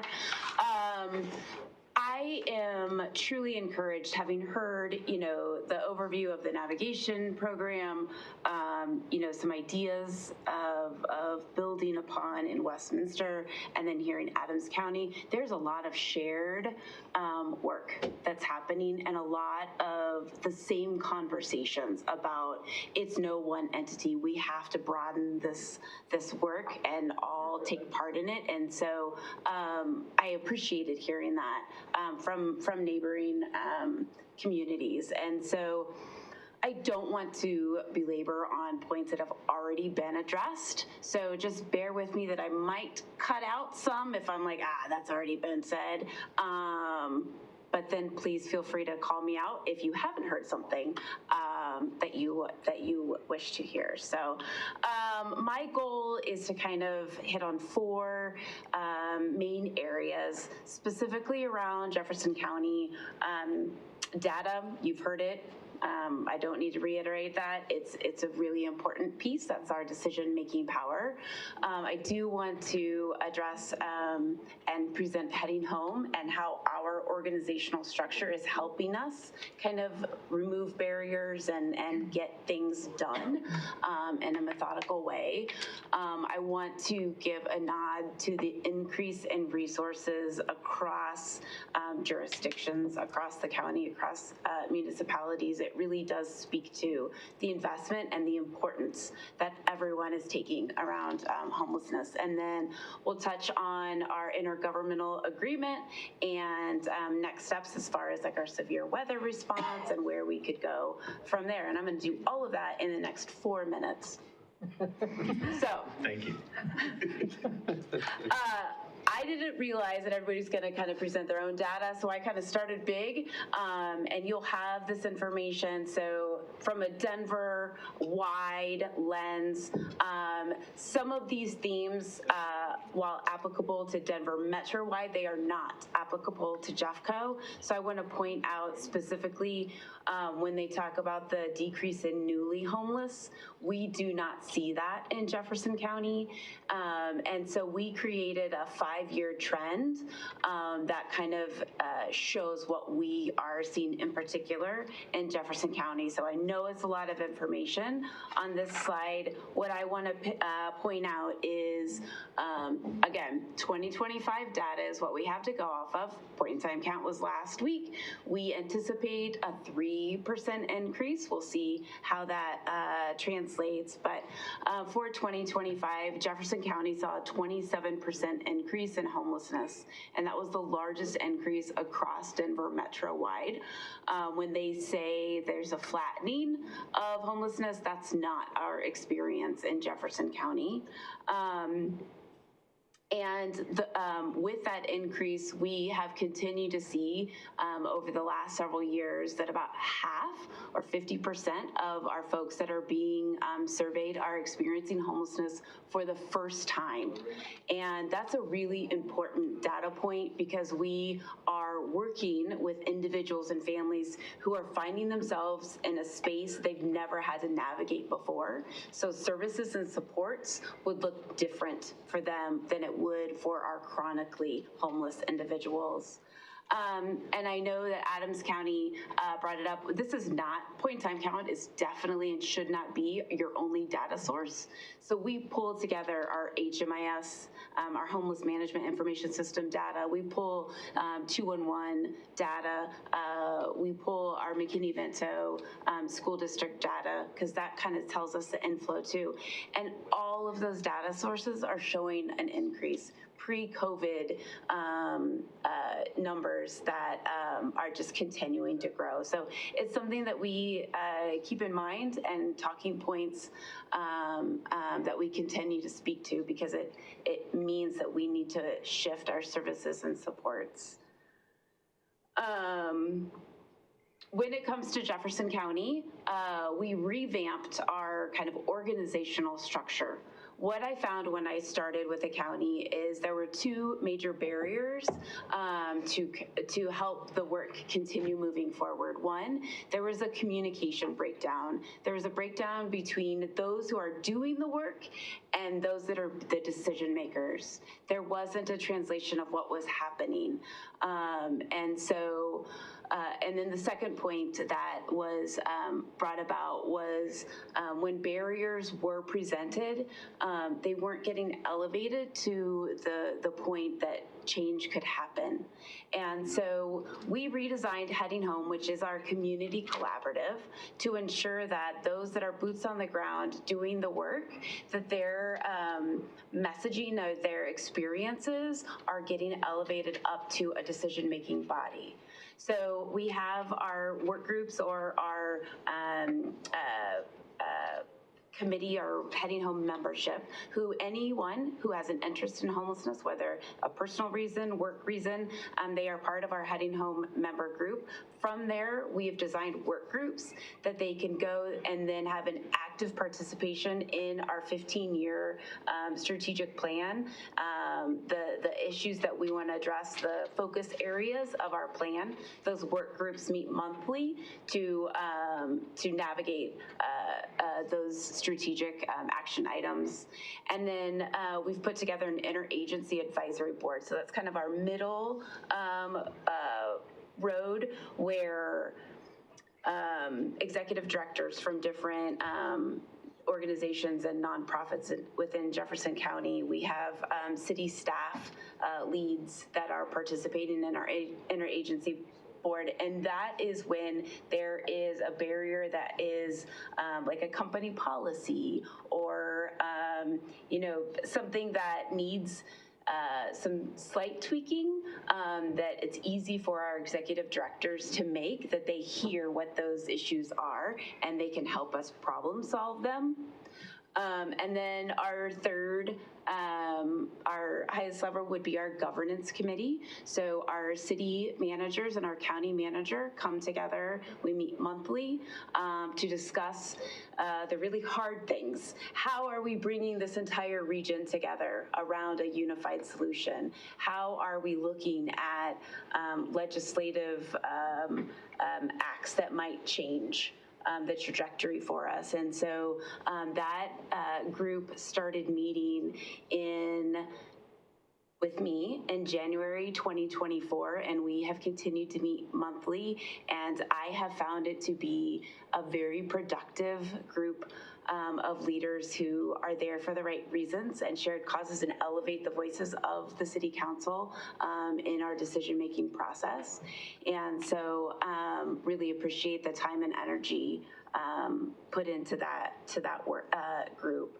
So real quick overview of just kind of how we're structuring ourselves within Jefferson County to make sure that there are through lines between all of these groups. And as I mentioned before, Jefferson County adopted a 15-year housing strategic plan last February, so a year ago.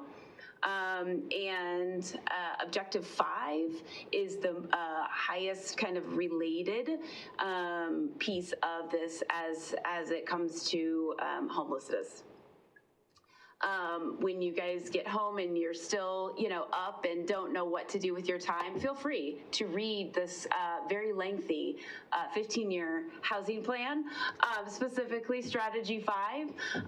Again, it really speaks to not answers or solutions, but what needs to be in place in order to address these big issues. So it's really just a list of recommendations and next steps that we can then carry forward and are part of our conversations when we're talking to our decision makers in those rooms. So I really am extremely proud of the investments that I've seen in my very short time with Jefferson County and working specifically with the county and with the cities. With our county, we have 3 commissioners who have really made homelessness a top priority. And they have demonstrated that it is a top priority through allocated funding. The voters passed a retained revenue stream, and so we are able to invest dollars into public safety from that retained revenue. And so the commissioners do see homelessness as one of those areas to invest in. And with that funding comes additional staffing. We have county navigators and a few more positions focused specifically on homelessness. They've purchased mobile shelters that I'll speak to in just a second as part of our extreme weather response, and then the operations of that. We maintain the family shelter, so the county houses families who are experiencing homelessness, and they work through somewhere a 3 to 6 month-ish program with navigation, which has had somewhere around an 86 to 87% permanent housing placement rate, which is huge and really a reason to celebrate. And then I know there's a lot of conversation around eviction prevention, and so our community development team at the county put together a really great handout that spoke to the investments that were made between 2021 and 2025. Jefferson County invested $28.9 million in prevention, eviction prevention. Those, of course, are those formerly ARPA dollars. And that equated to about 8 months of support per household, covering about $11,500 in expenses. And as you guys all mentioned, that funding has ceased along with the eviction moratorium. That's no longer, so now we are at the crossroads of what has saved and really took our eviction numbers down into the hundreds, which we are now seeing they're beyond the 5,000s right now. So what are some strategies that we are looking to do around eviction prevention, some mediation and conversations that we will have with our city managers and county manager in the coming weeks, which I'll talk about in just a second. But it's not just the county. Cities from across, I'm only in Jeffco, the cities within Jefferson County who have seriously a year and a half ago refused to talk about homelessness now have millions of dollars in their budget because the population, the constituents of those cities have said homelessness is an important priority, and so the cities have invested in that. And so I'm just really proud, not only are cities investing financially, but increasing their staffing. We have navigators for the first time. I know you're still hiring one. But it's a fully positions within all of the cities, and that's really exciting to hear. And then there's an alignment across cities and with the county around our homeless strategic plans. It would be completely irrational to have a county plan that doesn't align with city plans and vice versa. We all have to be kind of going towards the same marker. And so we have position at the county that is working with all of our cities to ensure that those alignments are happening, not just in homelessness, but housing in general. So just a really great time. I feel very fortunate in this time to be in the position that I'm in, because I feel nothing but support at all levels in this work. So I'm gonna hang on to that as long as I can. So just a quick overview of two big things that have happened in this last year. We had a faith leaders convening last November because, again, nobody can do this in isolation. There is supreme power in our faith community, and them being able to, motivate and rally support in whatever the ask might be, as long as they understand what that ask is and provide a direction. So I know Kate is the lead for Westminster in pulling together your faith communities and really giving them direction and guiding them on how they can be effective and efficient in that work. And so that faith leaders convening last November brought all of our jurisdictions and faith communities within each of those into a room. They got to interact positively with electeds, and then electeds got to hear from the faith leaders on what was important and how they wanted to kind of move forward. So it was a really meaningful morning spent with them, and it is now, with each city to continue moving that work forward, because each city is unique in what they might ask of their faith partners.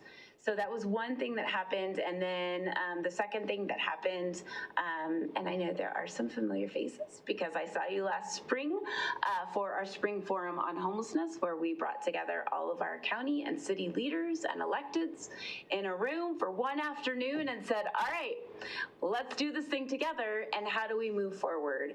And there were a lot of key takeaways from that. There's a great energy, and again, alignment on, yes, we want to do something about this and we want to move forward together.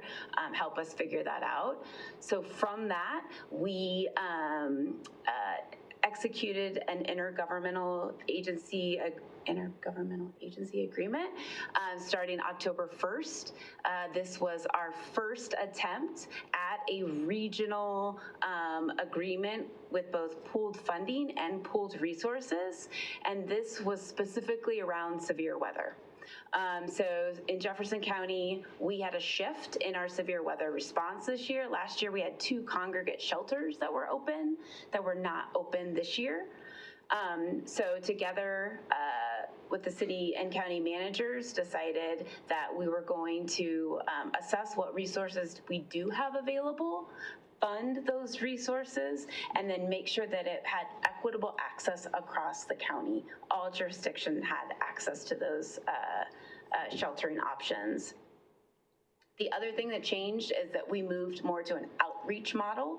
So we rely heavily on our navigators to identify and refer to sheltering their clients. So it does take a heavy lift up front to do that, but ensuring that those that are most vulnerable have access to sheltering is definitely the priority. And then we bring in our partners, our police departments, our nonprofits to also help us get people into sheltering when needs be. So then the last part of our severe weather response is public health. We lean on public health as the authority to determine when life safety is most at risk. So they send a notification. We've aligned across the county on our protocols for severe weather, that 32 degrees and moisture or 20 degrees and nothing.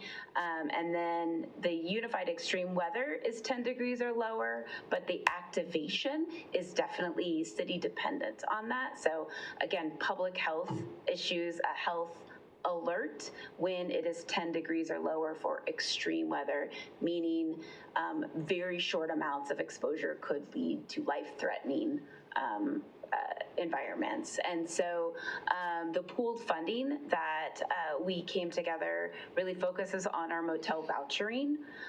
That is our primary source for sheltering in Jefferson County. And if you want to highlight to end your evening, I'll give you the hot off the press data so far for severe weather sheltering. We have had 17 days of activation for severe weather in Jefferson County. We have issued 3,212 motel vouchers. And we have sheltered, meaning individuals, bed nights, 4,912 individuals have been sheltered thus far in Jefferson County. That is a massive undertaking, and it is in partnership with our navigators, with our cities, to ensure that people are getting access to that sheltering. We know that this is not a long-term sustainable solution. So in a couple weeks, city and county managers are coming back together to talk about what is the next iteration. How do we either build upon our current IGA? Do we revamp, reformulate, reassess? But those are conversations that, each of our city councils are lending information to their city managers to then come back and look at what the next phase of this regional partnership looks like.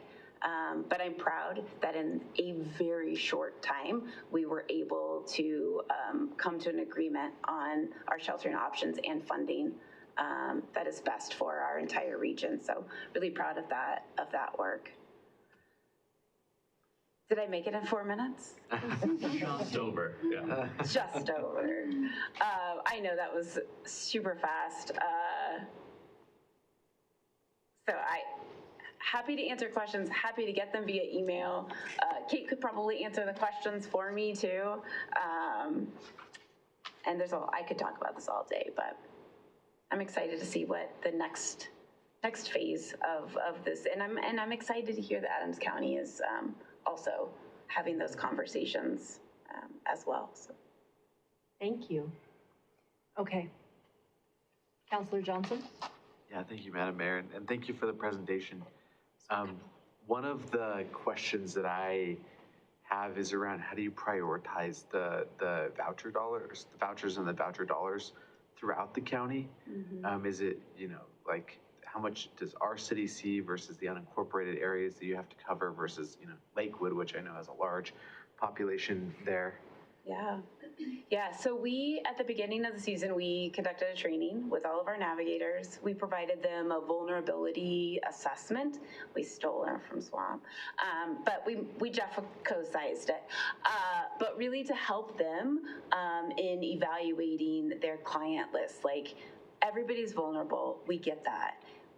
But where are there circumstances that, a physical limitation or other limitations to accessing congregate shelter exists? So we provided a vulnerability scale for them to utilize when working with clients. And then we also issued rough estimates based on our point in time count. Here's how many people we think your area would voucher per activation day. And again, it's purely based on percentages of point in time count. It was not a cap, but it helped us kind of keep an eye on if we see some really kind of big outliers, like what's going on there, to just help us in that equitable distribution of funding across the region. But also, it's not just the motel vouchers that are getting funded. Of course, there's the MAC, Lakewood Navigation Centers received funding, and then there's some, our family shelter is providing that, and then some operational dollars to help the county actually do all the motel vouchering and reconciliation. So, yeah. Counselor Island? Could you tell us how much the MAC is getting of that funding? Because as Counselor Ott says, we're spending, and I figured out too, is $12,500 a night. How much is getting refunded to the city, or is the city paying for most of it? It's roughly 55,000. 55,000? And are all those in the MAC from our city, or are they from Jefferson County as well?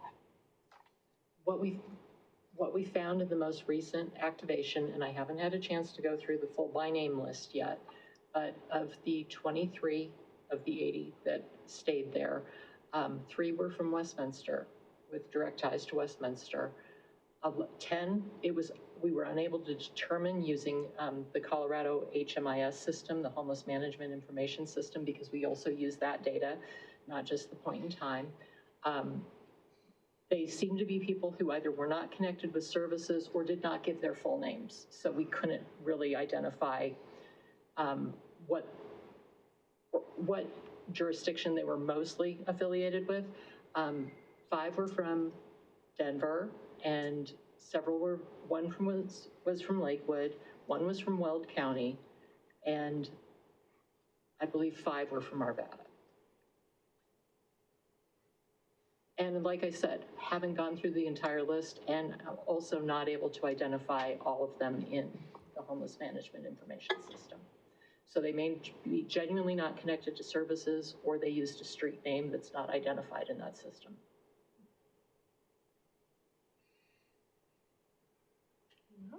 Okay, Counselor Azadi? Thank you so much, Carrie, for the presentation. And I just want to add that I'm not too worried about unhoused members coming from, far away, because if they're able to travel and, take the bus and drive around, then they're probably not the clientele that we have anyway. I think most unhoused people are close in proximity to the place that they shelter in. And we have a lot of unhoused people in Westminster that are not in our system and are not in any way connected to us. We know the point in time count is severely undercounting the number of unhoused that we actually have. So my gut says that most of the people who use the shelter were probably 80% Westminster that we just don't have in our system yet. But I'm so happy to hear that the weekend, the 5 days were very successful, and I'm so glad for this regional partnership and looking forward to next steps. You mentioned that it's in a couple weeks. I don't think we have that in our calendar. Is that just another meeting from city managers and in the county? Don't you worry. There's going to be a calendar request coming for mid-May to reconvene another kind of spring forum, but there's a lot of work that the city managers and county manager and myself are going to do to prepare for that second rendition of the spring forum. So don't worry about February 12th. You don't need that one on your calendar. Well, I love your 10 p.m. enthusiasm. It is definitely keeping us awake. 10, 12 at night. Give it all I got. Anyone else? Just want to say thanks. Yeah. Thank you. Okay, with that, I'll say thank you very much for your presentation. And truly, I know that you are the heart and soul of making this happen for Jeffco, and I just count it as an enormous win. In my opinion, one of the things I'm most proud of while being on council, and that's due to you and your hard work. So thank you. I do have a couple questions, which is, were there any deliverables? Like, what came out of that faith-based meeting? What did they decide? Do you want me region-wide, or do you want to speak specifically to Westminster? How about you do region-wide, and I'll follow up with Westminster. So going into it, again, I asked each city manager to kind of have a list of like their wish list if they were to ask their faith-based partners, like how could we leverage what they have. So each city had their own kind of requests. I know there were some things specific to severe weather response and like providing food during hotel stays.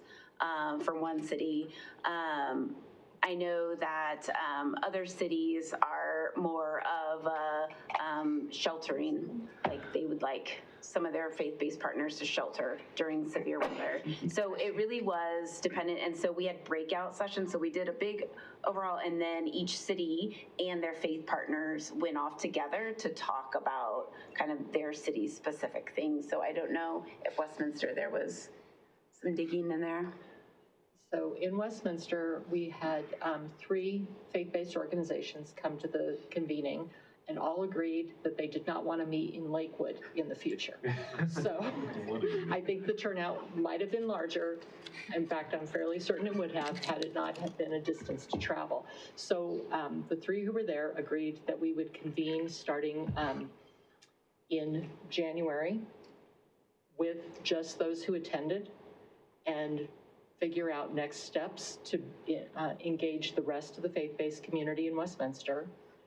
And we are actually, thanks to the holidays being what they were, it's looking like those 3 organizations, the 3 faith-based organizations, want to convene actually in late February. So we're doing a doodle poll now to figure out what date works for all 3. They had certain asks of the city. They wanted to understand the scope of homelessness within the city. They wanted to understand what the city's already doing. They wanted to understand what the counties were already doing. They wanted to figure out how could they best support the community members that they're seeing in need, and how can we best work together as a city to provide that network of support that's needed. Mayor, can I add also, 2 weeks ago, I met with the Westminster Cares group, which is also a collection of faith-based. None of those representatives were at the forum that we had with the county. So I met with them to carry the same message that Kate just described. So we have a broadening network with our faith community around what we do and also where they could help. It's an interesting collection of leaders in our community.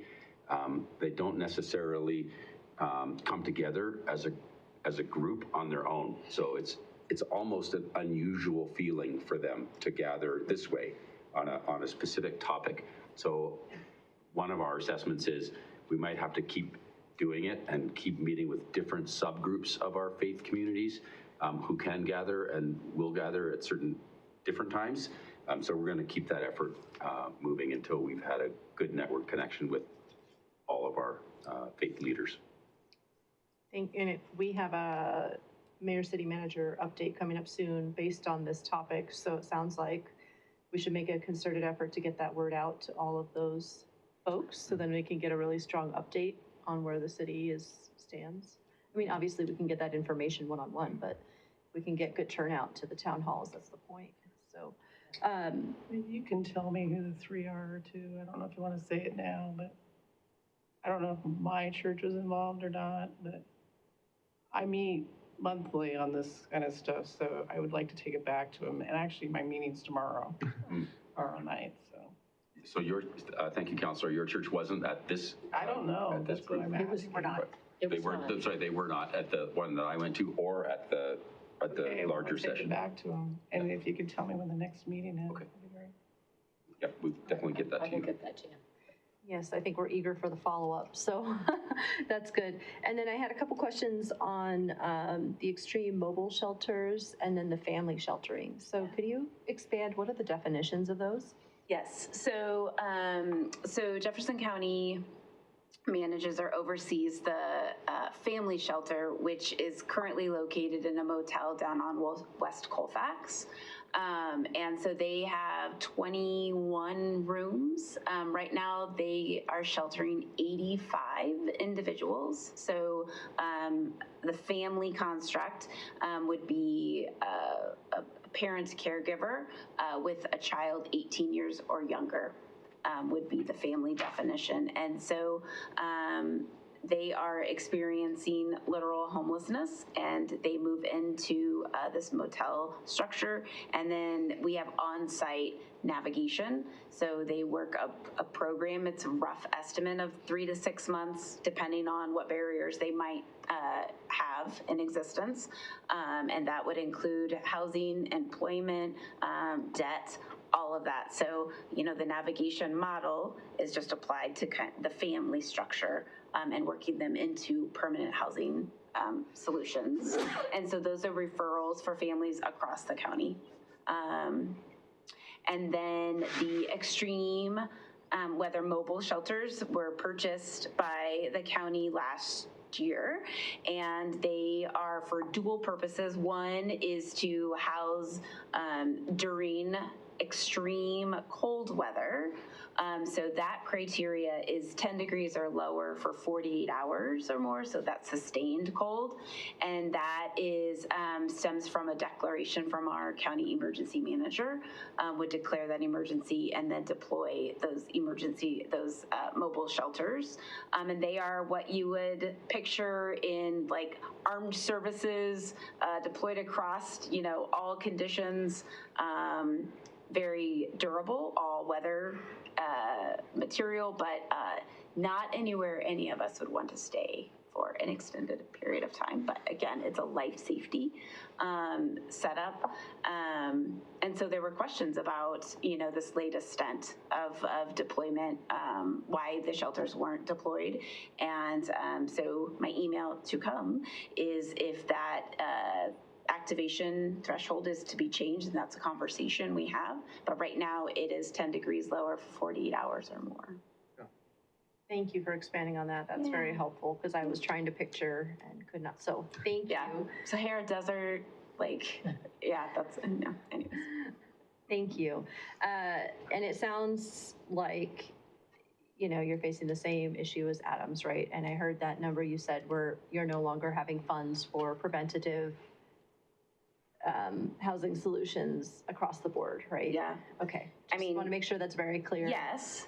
And we know that we're not going to be able to solve all the problems right now. And so it is the conversation of, and I've heard this group say, where can we get the best bang for our buck? And so those are the conversations. That's where I want our city and county managers to really dig in. And we've presented kind of that similar housing continuum on that. Where do we find will be our best form of investment, or is it outside of that? There were some other proposals about, other solutions. And so reining in on what we can do and what is possible for the time being. And then who knows what happens in a couple of years and a flurry of funds comes. We don't know, but yeah.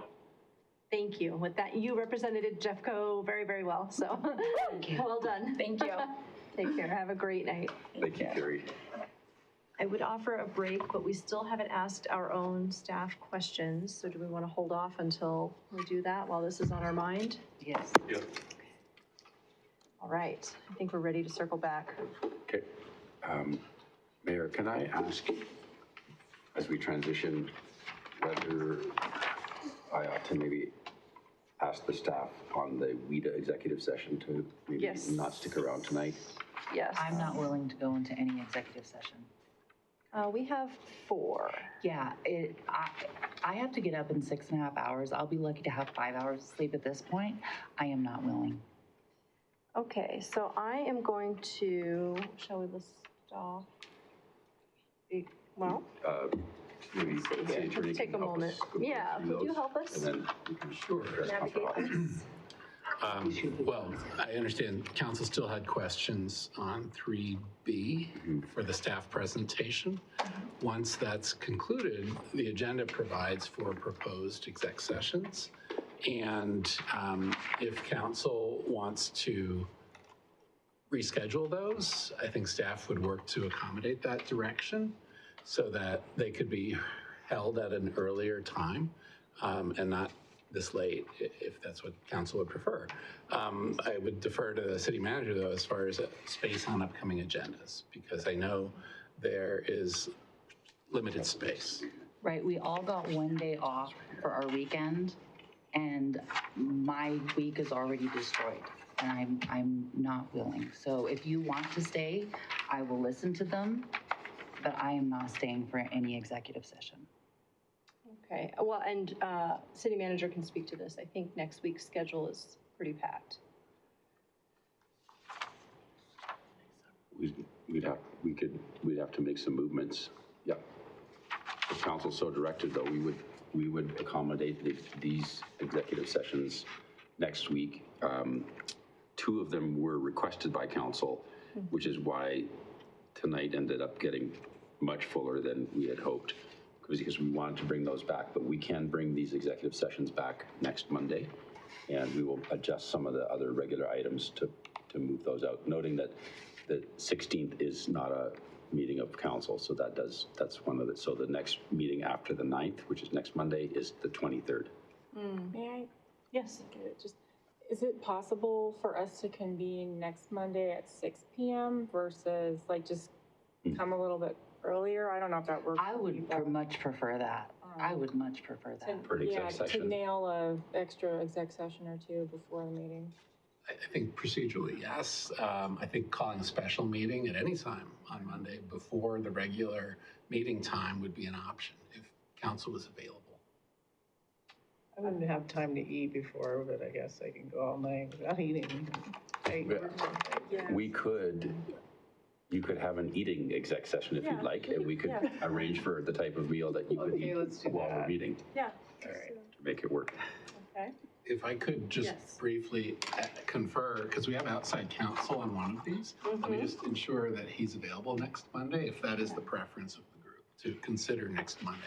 Okay, and before we do that, 2 of these were asked for by council. So do you have any issue on moving all of them? I want to make sure, because we have one on labor, and I thought that one might be somewhat urgent. Can that one wait for next week? Or is it? Yeah. But from staff perspective, it could. We could do that one next week. It doesn't, and it wouldn't negatively impact the timeline for those agreements. Right. And then the other one is on federal law enforcement. The only, go for it. The only reason I think we should rush that one, not rush, but attend to that one, is because we did ask staff to make a statement, and I feel like that conversation might inform that statement. Right. So I'm worried about the need to have that conversation, have direction from council, and also have that available for us as soon as possible. Mm-hmm. Yes. Is there a memo that would suffice instead of having the exec session? Is there a clear question that can be posed to our city attorney to be able to provide us a memo on that versus have the... We have our police chief over there dressed up to talk to us. Like dressed up over there. Well, I'm happy to work with our staff to prepare a memo for city council. Yes, that is absolutely something we could prepare for council. And if council still had questions, we could always agendize an exec session for those questions. And I would just offer, if the public statement is a question, in my notes, actually I had a thought of conferring with Councillor Hott and understanding the direction of the proposal, as well as talking and looking at the county statements, assuming that there are county statements on the same subject, which may be similar in tone to what is proposed. And if I could answer Councilor Barajas' question directly, we could bring those 2 together to converge on next Monday. With the work that the city attorney described with Councilor Hott and the other 2 counties, we could bring that as a draft in, and that night could also be the night at the beginning of the evening, where you have the executive session discussion first about the legal advice. Are we comfortable with that? I mean, as long as I don't know if that attends to kind of like the timeline, then yeah, I just wanted to kind of make sure that we didn't like give reason for a delay, I guess, was what my concern was. Yes. So I asked for the exec session, and I would say the timeline is urgent, but I'm okay with meeting that. Statements are acceptable. They're good. Action is preferable. So I'd really like to have that exec session as soon as possible. So we'll just push it one more week. Okay. With that then, it sounds like we're going to get back to council questions for our own dear staff. Thank you for coming back. Mayor, if I could just ask, so if council's in agreement on rescheduling the exec sessions, I can let our outside counsel know to come back next Monday? Yeah. Yes. And that's, thank you, Barbara. well, and that also means that we paid for 2 nights, right? I think he bills hourly for his time, yes. If possible, perhaps we put them first at 6 or something. As early as council, as works for council, yeah. Instead of staying all night again. Right. I mean, charges by the We hour. schedule them first thing. Sounds like we just did that. so- For next. For next week. Yes, we could do the potential first thing, and then I think you someone put a time out of 5:30. Is there any, did you? I can only be there by 6. Yes. Oh, 6 for you, okay, sorry. Maybe we just really reduce the pre-meeting or don't have one or something, and we just do exec session straight into 7. 6 till 7. We could have post-meeting if we are too late. We have council comments in the meeting anyway. Yeah. Agreed. Let's go ahead and do that. What is our pre-meeting next week? It's always a pre-post agenda, so we could do whatever's on that as a post-meeting item. I will also work with the team and see if we can lighten the other work that night. It's just that 16th meeting missing is really crippling. Yeah. But we'll work it. We'll make it work. Okay. And I just want to check, Madam Mayor. The executive session title related to items 12, that's not urgent. They don't need a response from us, because I know they have bond issuance and stuff, but we're okay to skip that one. That's a good question. Yep. Thank you, Lindsay Kimball, Community Services Director. We can, but apologies. We can, but we do need to do it in a relatively quick timeframe. So if we could do it next week, it would be most preferable. Thank you. Okay. We're all comfortable with this? Okay. These all have pretty tight timelines, so we'll do what we can. So thank you for your flexibility. Thank you. Right, we will start at, I'll recap direction. We'll start at 6 o'clock sharp on Monday next week, the 9th, with executive sessions, three in a row. So I believe we need a very short public meeting at first to convene the executive sessions, call them in, and then we would have the executive session. We do the public meeting here, I believe, correct? Yeah. Yes. Yeah, and we can do executive sessions here, so everything would just. Abby, do you think we'll need to notice a special meeting just to start it at a earlier time than normal? I do. Okay. Then we will work with the mayor to make sure we have a letter calling a special meeting for 6 o'clock for this purpose. All right. Extra work for everybody. Congratulations. Thank you. Thank you. Okay. Are we ready to go back? All right, thank you. Thank you. You guys are amazing. Okay, we're going to circle back. I think I'll start with Councilor Barajas, who's ready. Yeah, and out of space. Sorry, Abby. But so just a couple of questions or a couple of comments, particularly around the presentation. I won't. I mean, maybe we could go back, but there was like the Venn diagram. There was like 5 kind of successes. It was towards the end. That plus a few, 4 circles. So that plus a few other, I feel like what's helpful for me as I engage with community, and I'm sure I don't want to speak for other counselors, but I would imagine so, is data like this, like really like concrete data, like, hey, look, I see this XY problem. And it's like, yes, and here's some things that, are kind of there, and this coupled with kind of that vision, the step plan, are great for kind of quick access. So in terms of comms, as we kind of, and 17 executive sessions later, we'll have like our comms meeting as well. But something like this part on kind of really important issues is super helpful in the communication. So I guess what I would ask is just kind of as you continue locking each other into offices to figure this stuff out, some sort of artifacts like this are really helpful for us. We can tap into the transparency portal, but I think sometimes digging through a lot of that data is a struggle. My question is, as we hear feedback from community and kind of engage in trying to hear like where's the community at and where we would go, just this is not really like super concrete, but spaces in these artifacts to input some of that feedback. Like where is it that we can kind of insert hey, here's what I'm hearing in the community, all this so we can kind of capture for direction. I guess in my mind, the basis of my question, or the basis of my request is just, as you all ask for direction, as you all are seeking direction in some of the concrete conversations, where is it that we can insert some of that voice, particularly around here's what we have and here's where we're going. So that's kind of, and you don't need to answer that now, but that's just kind of my feedback and what would be helpful for me in some of my communication with the community. And that's all I have. Yeah. Thank you. Mayor Pro Tem Nermello?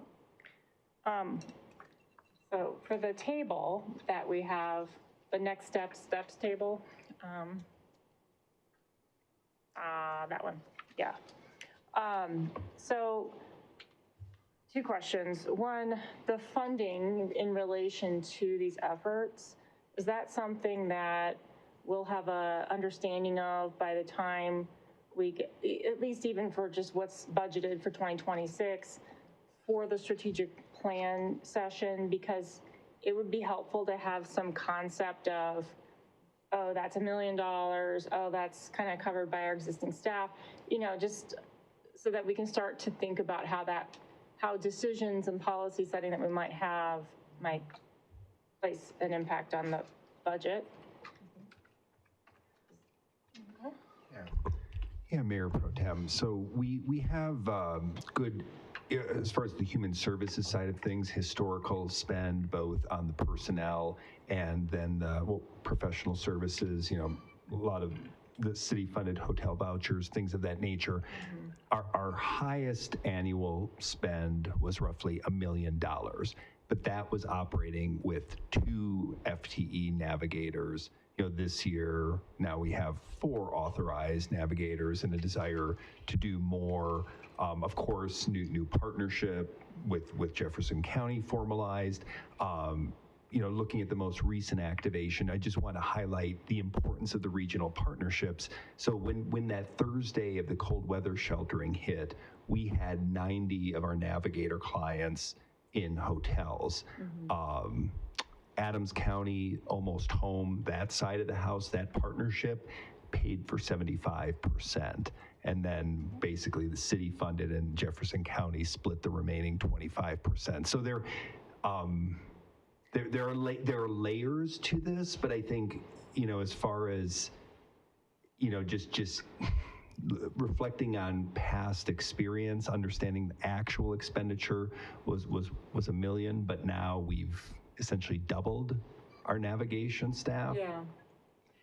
And one of the things, I know, we're trying to provide you the best information for higher level policy considerations going into the strategic plan, but you see city policy for Q2, we wanted to put, sharpen the pencil. We have ideas and we have concepts of pragmatic, somewhat modest enhancements to support efforts. So we'd like to get that to you sooner rather than later, but I think, second quarter is probably realistic just in context of many other things.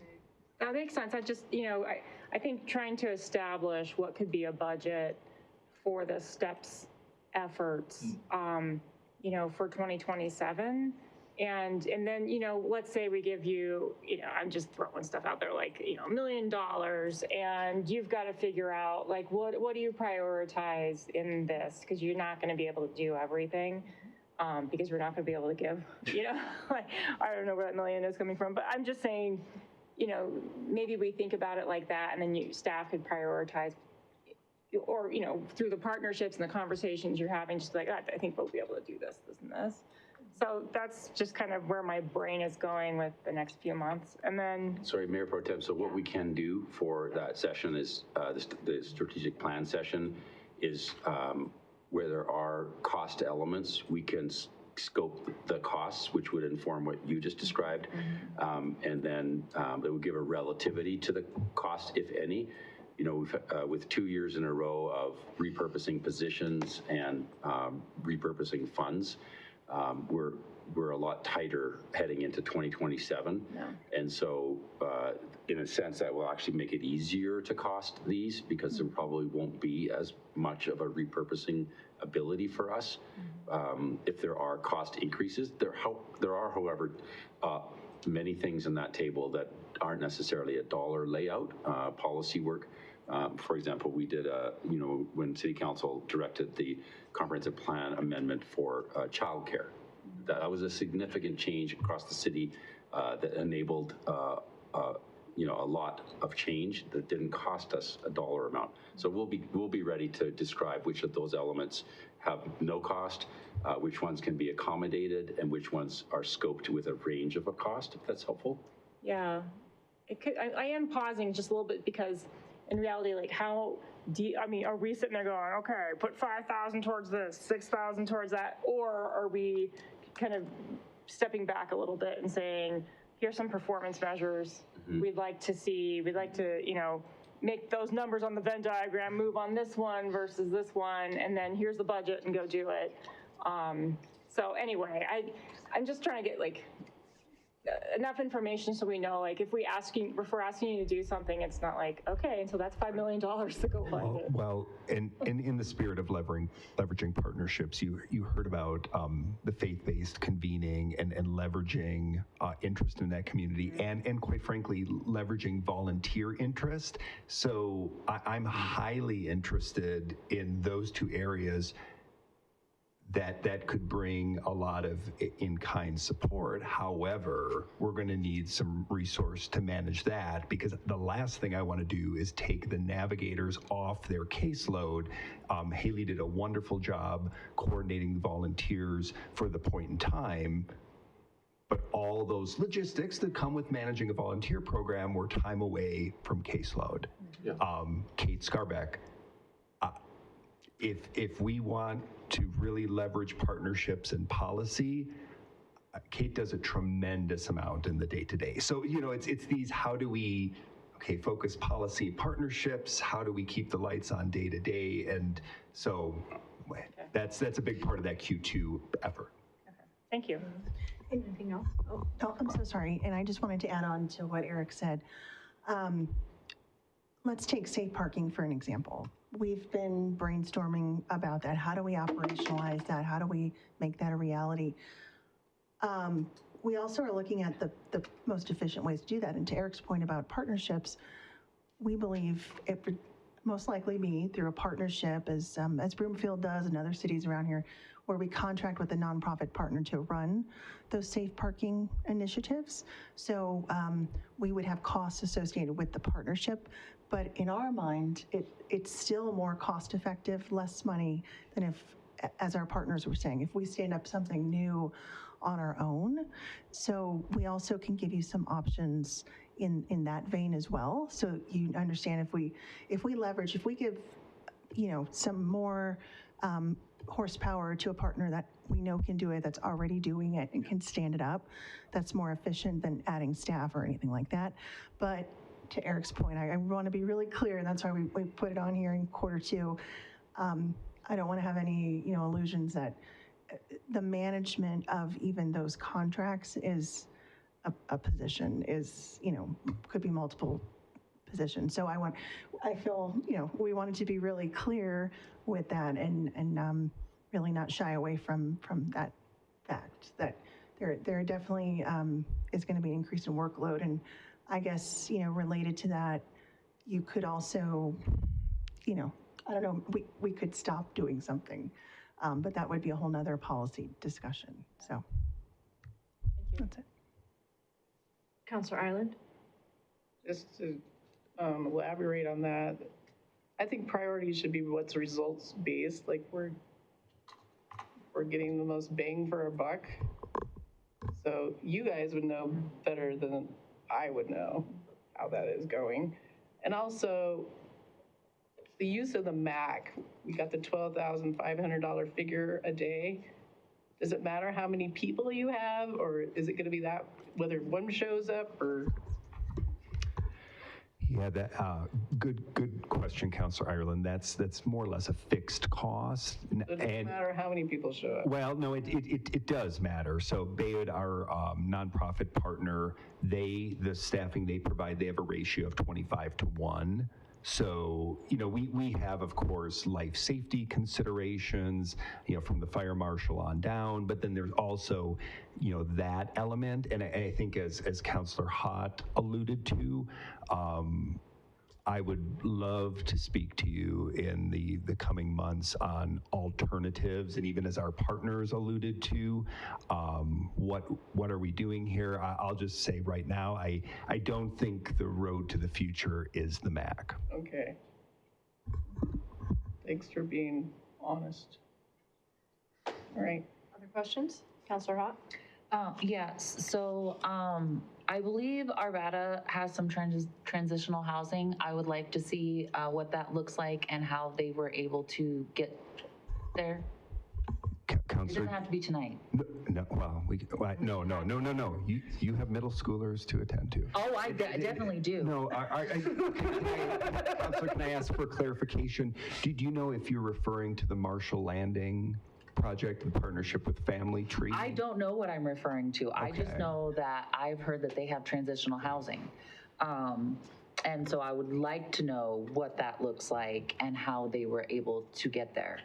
And then also, I'm really interested in the navigation center that Aurora has, especially seeing that they bought an entire hotel.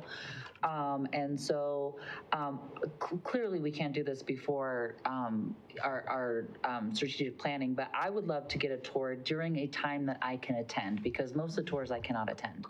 Correct. And Councilor, so in Q2 for city partnership, and we have once again just as placeholders, but I think I appreciate that interest, because as a staff we would highly recommend, that there are a variety of things and models to look at across the country. However, there's some that are super substantive, and you referenced two of them that are top of minds for us, both housing efforts in Arvada and this navigation model. There are 3 tiers that Aurora's at. They're not even at tier 3 yet, but 300 some folks being supported, that's pretty powerful. So yeah. I think, if council's interested and amenable, that's something we could facilitate tours in Q2. Okay, great. And then I'm super excited about the safe parking. Not all of our unhoused neighbors have vehicles, and so I would also like to see somewhere where there can be safe camping. So that way we don't have to keep moving or abating folks, and then we don't have the issue where navigators are losing track of people. So that would be good, because there would be a centralized place that they could go, and so that way they wouldn't just be, in our open space and in our neighborhoods, and we would not lose the clients that we do have, and we don't have to worry about abatement for the folks that do not have vehicles to stay in. And that's all. Thank you. Councilor Zadi, did you have anything? Yes, just a couple of comments. First of all, thank you again, staff. The STEPS program, by the way, I think that last slide should be called Next Steps. I think that would have been funny, but that's just me. So looking at, I'm trying to remember what my questions were. Tiny homes, I've been asking for that for years. And I'm just so happy to see that we're getting really serious about it and double clicking into that tiny home transitional housing. I'm happy to see the safe parking and all the other things that have been talked about. And to comment around the budgeting piece, I do agree with previous comments that we should be outcomes based and that we need disciplined budget planning. But I do feel more importantly, and believe this, that we should not let today's balance sheet cap tomorrow's outcomes. That's why we separate strategic planning from budget planning. It's really important, because I think long-term policy design that actually impacts people's lives sometimes requires us to separate those two things, just so we can be creative and imaginative. And think about the long-term planning rather than the very short-term budget process, which starts right after that. So I hope that we can stay nimble and stay flexible in the strategic planning, and then we hunker down in the budget planning. But that just, I don't have any questions on the steps plan. I'll throw away all the questions I had because I don't remember them, but thank you for your time. Anyone else? There's a hand up, Councilor Johnson. Councilor Johnson? Thank you, Madam Mayor. I just want to say, I know you started this conversation by kind of trying to gauge council's direction, and so I wanted to put on the record that I think this is a good direction. One of the things, and I know you heard me say it to the Adams County folks, but I want to figure out a way to leverage our partnerships and potentially our city budget to explore rental assistance and mortgage assistance programs, because to Councilor Ireland's point, that, to the research that I've done and what I understand is one of the most effective ways to kind of prevent and interrupt the pipeline. And so in addition to all this great work and not taking away from it, I hope that we can explore what that looks like, whether it's with the county partnership or just as a city or even as a regional approach.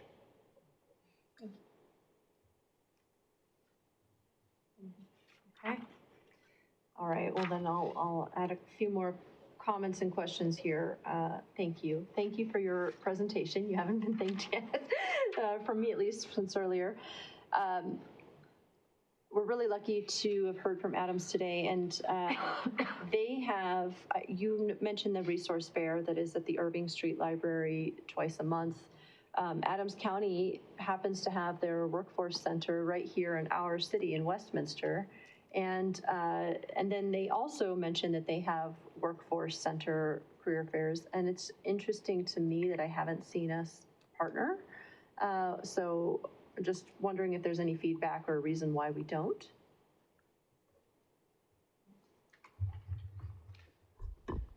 Let's bring in the expert. Haley can address that. Yes, the Adams County Workforce Development Center does come to our resource fairs. Not every single time, but they send a representative, I would say, almost every other time. Thank you. Yeah. That's great. That's not what I meant. So Adams County has a workforce center building in Westminster. They have events. It's amazing. I found out through my sister, who happened to travel from Aurora to go to one of the workforce events. She said, hey, you should come by. It's in Westminster. Why, I'm surprised that our city doesn't go to the Adams County work fairs with our booths and our housing help and our everything else to partner with them and all the work they're doing.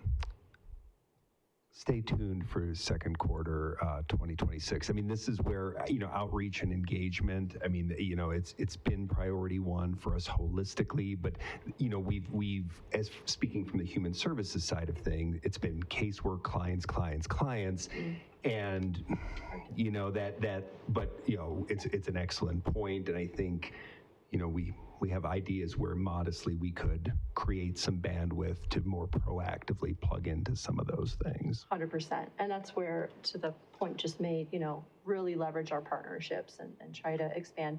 That right there is the key component of how we can work with Adams County, I think, with them. So, and then I just wanted to say a big thank you to the both of you for finding that critical line, that liminal space between housing and the unhoused. I'm really glad that you're working on that, because you're absolutely right. That's where the rubber meets the road, is really getting those folks, especially the folks couch surfing. I don't know how we're attempting to reach them. Well, I understand that the workload is so great right now that it might be hard to find reason to reach out even further, but those are really the critical folks. We need to figure out how we're advertising to them to help them get FHA housing and CHAFA, et cetera, because they're the folks we need to make sure that we're helping before the need gets too great. And then just expanding on the expedited review, could you explain what is that process? Sure, thank you. And this actually came out of our inclusion in Prop 123. There's a requirement there that within a certain time period, all jurisdictions who want to be Prop 123 counties and avail themselves of the grants and such from that program would be required to have an expedited permitting process for affordable housing projects. So that entails basically you're going to the top of the stack of permit reviews, of land disturbance permit, all permits, fire, public works, CS, the building, and inspections. So it puts our staff on notice. Our goal is to cut review times in half from a standard process. So that's our goal. We believe we've got a fairly efficient process right now, but we'd like to do whatever we can to shave any of that time off. Thank you. And thank you for saying that's exactly what we're doing. I was going to ask if there was a way that we could do that, if we could expedite all affordable housing projects. We are now doing that. That's fantastic. So thank you. I'm also wondering if we can look into offering first right of refusal when properties come up, maybe to Maker Housing or to some of our other partners, and just, entering and exploring that conversation. And then I want to say big thank you for following up on the safe parking. That's been something I know, like you said, that we've been waiting on. So I'm really excited to see that, as well as the tiny homes conversation. I had a really interesting conversation with Councillor Ireland when we had lunch recently, and unfortunately, there's not the time in front of every partner that we've had tonight to explain every idea and proposal, but the trip that I unfortunately had to miss at Salt Lake City, Councillor Ireland explored that, and they had a very interesting tiny home situation there, and I think that that's been shared with council at her request. But it would be really interesting to put that in front of our counties perhaps and see, is there land, even in unincorporated areas that we could look at, even if we went in on an IGA with them at some point. Is there any properties that we haven't looked at ourselves within the city? I'm sure that you guys know all the properties inside and out, but you never know. So just putting those ideas out, especially in regards to a tiny house community that could potentially help people get into stable housing, is the first step. And then lastly, fortunately, you heard it from another Councillor Barajas, thank you, but we love the diagrams, so thank you, more diagrams. This right here, I think, is gold. It really just shows everything in one place, and it makes it so much easier to communicate to the community what it is we're doing and how. And having this, especially at our town halls, it makes our engagement so much easier so that we're not answering one question after another after another. Folks can take a photo, and so thank you. It's really, really helpful. I love the steps plan and the diagrams. Thank you. Thank you. Anything else from anyone? Okay. Thank you so much. You're wonderful. Thank you.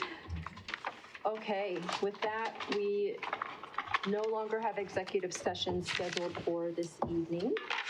And so, what time is it? 10:57. Thank you everyone for attending tonight's study session, and the meeting is adjourned. Thank you. Thanks, Obi.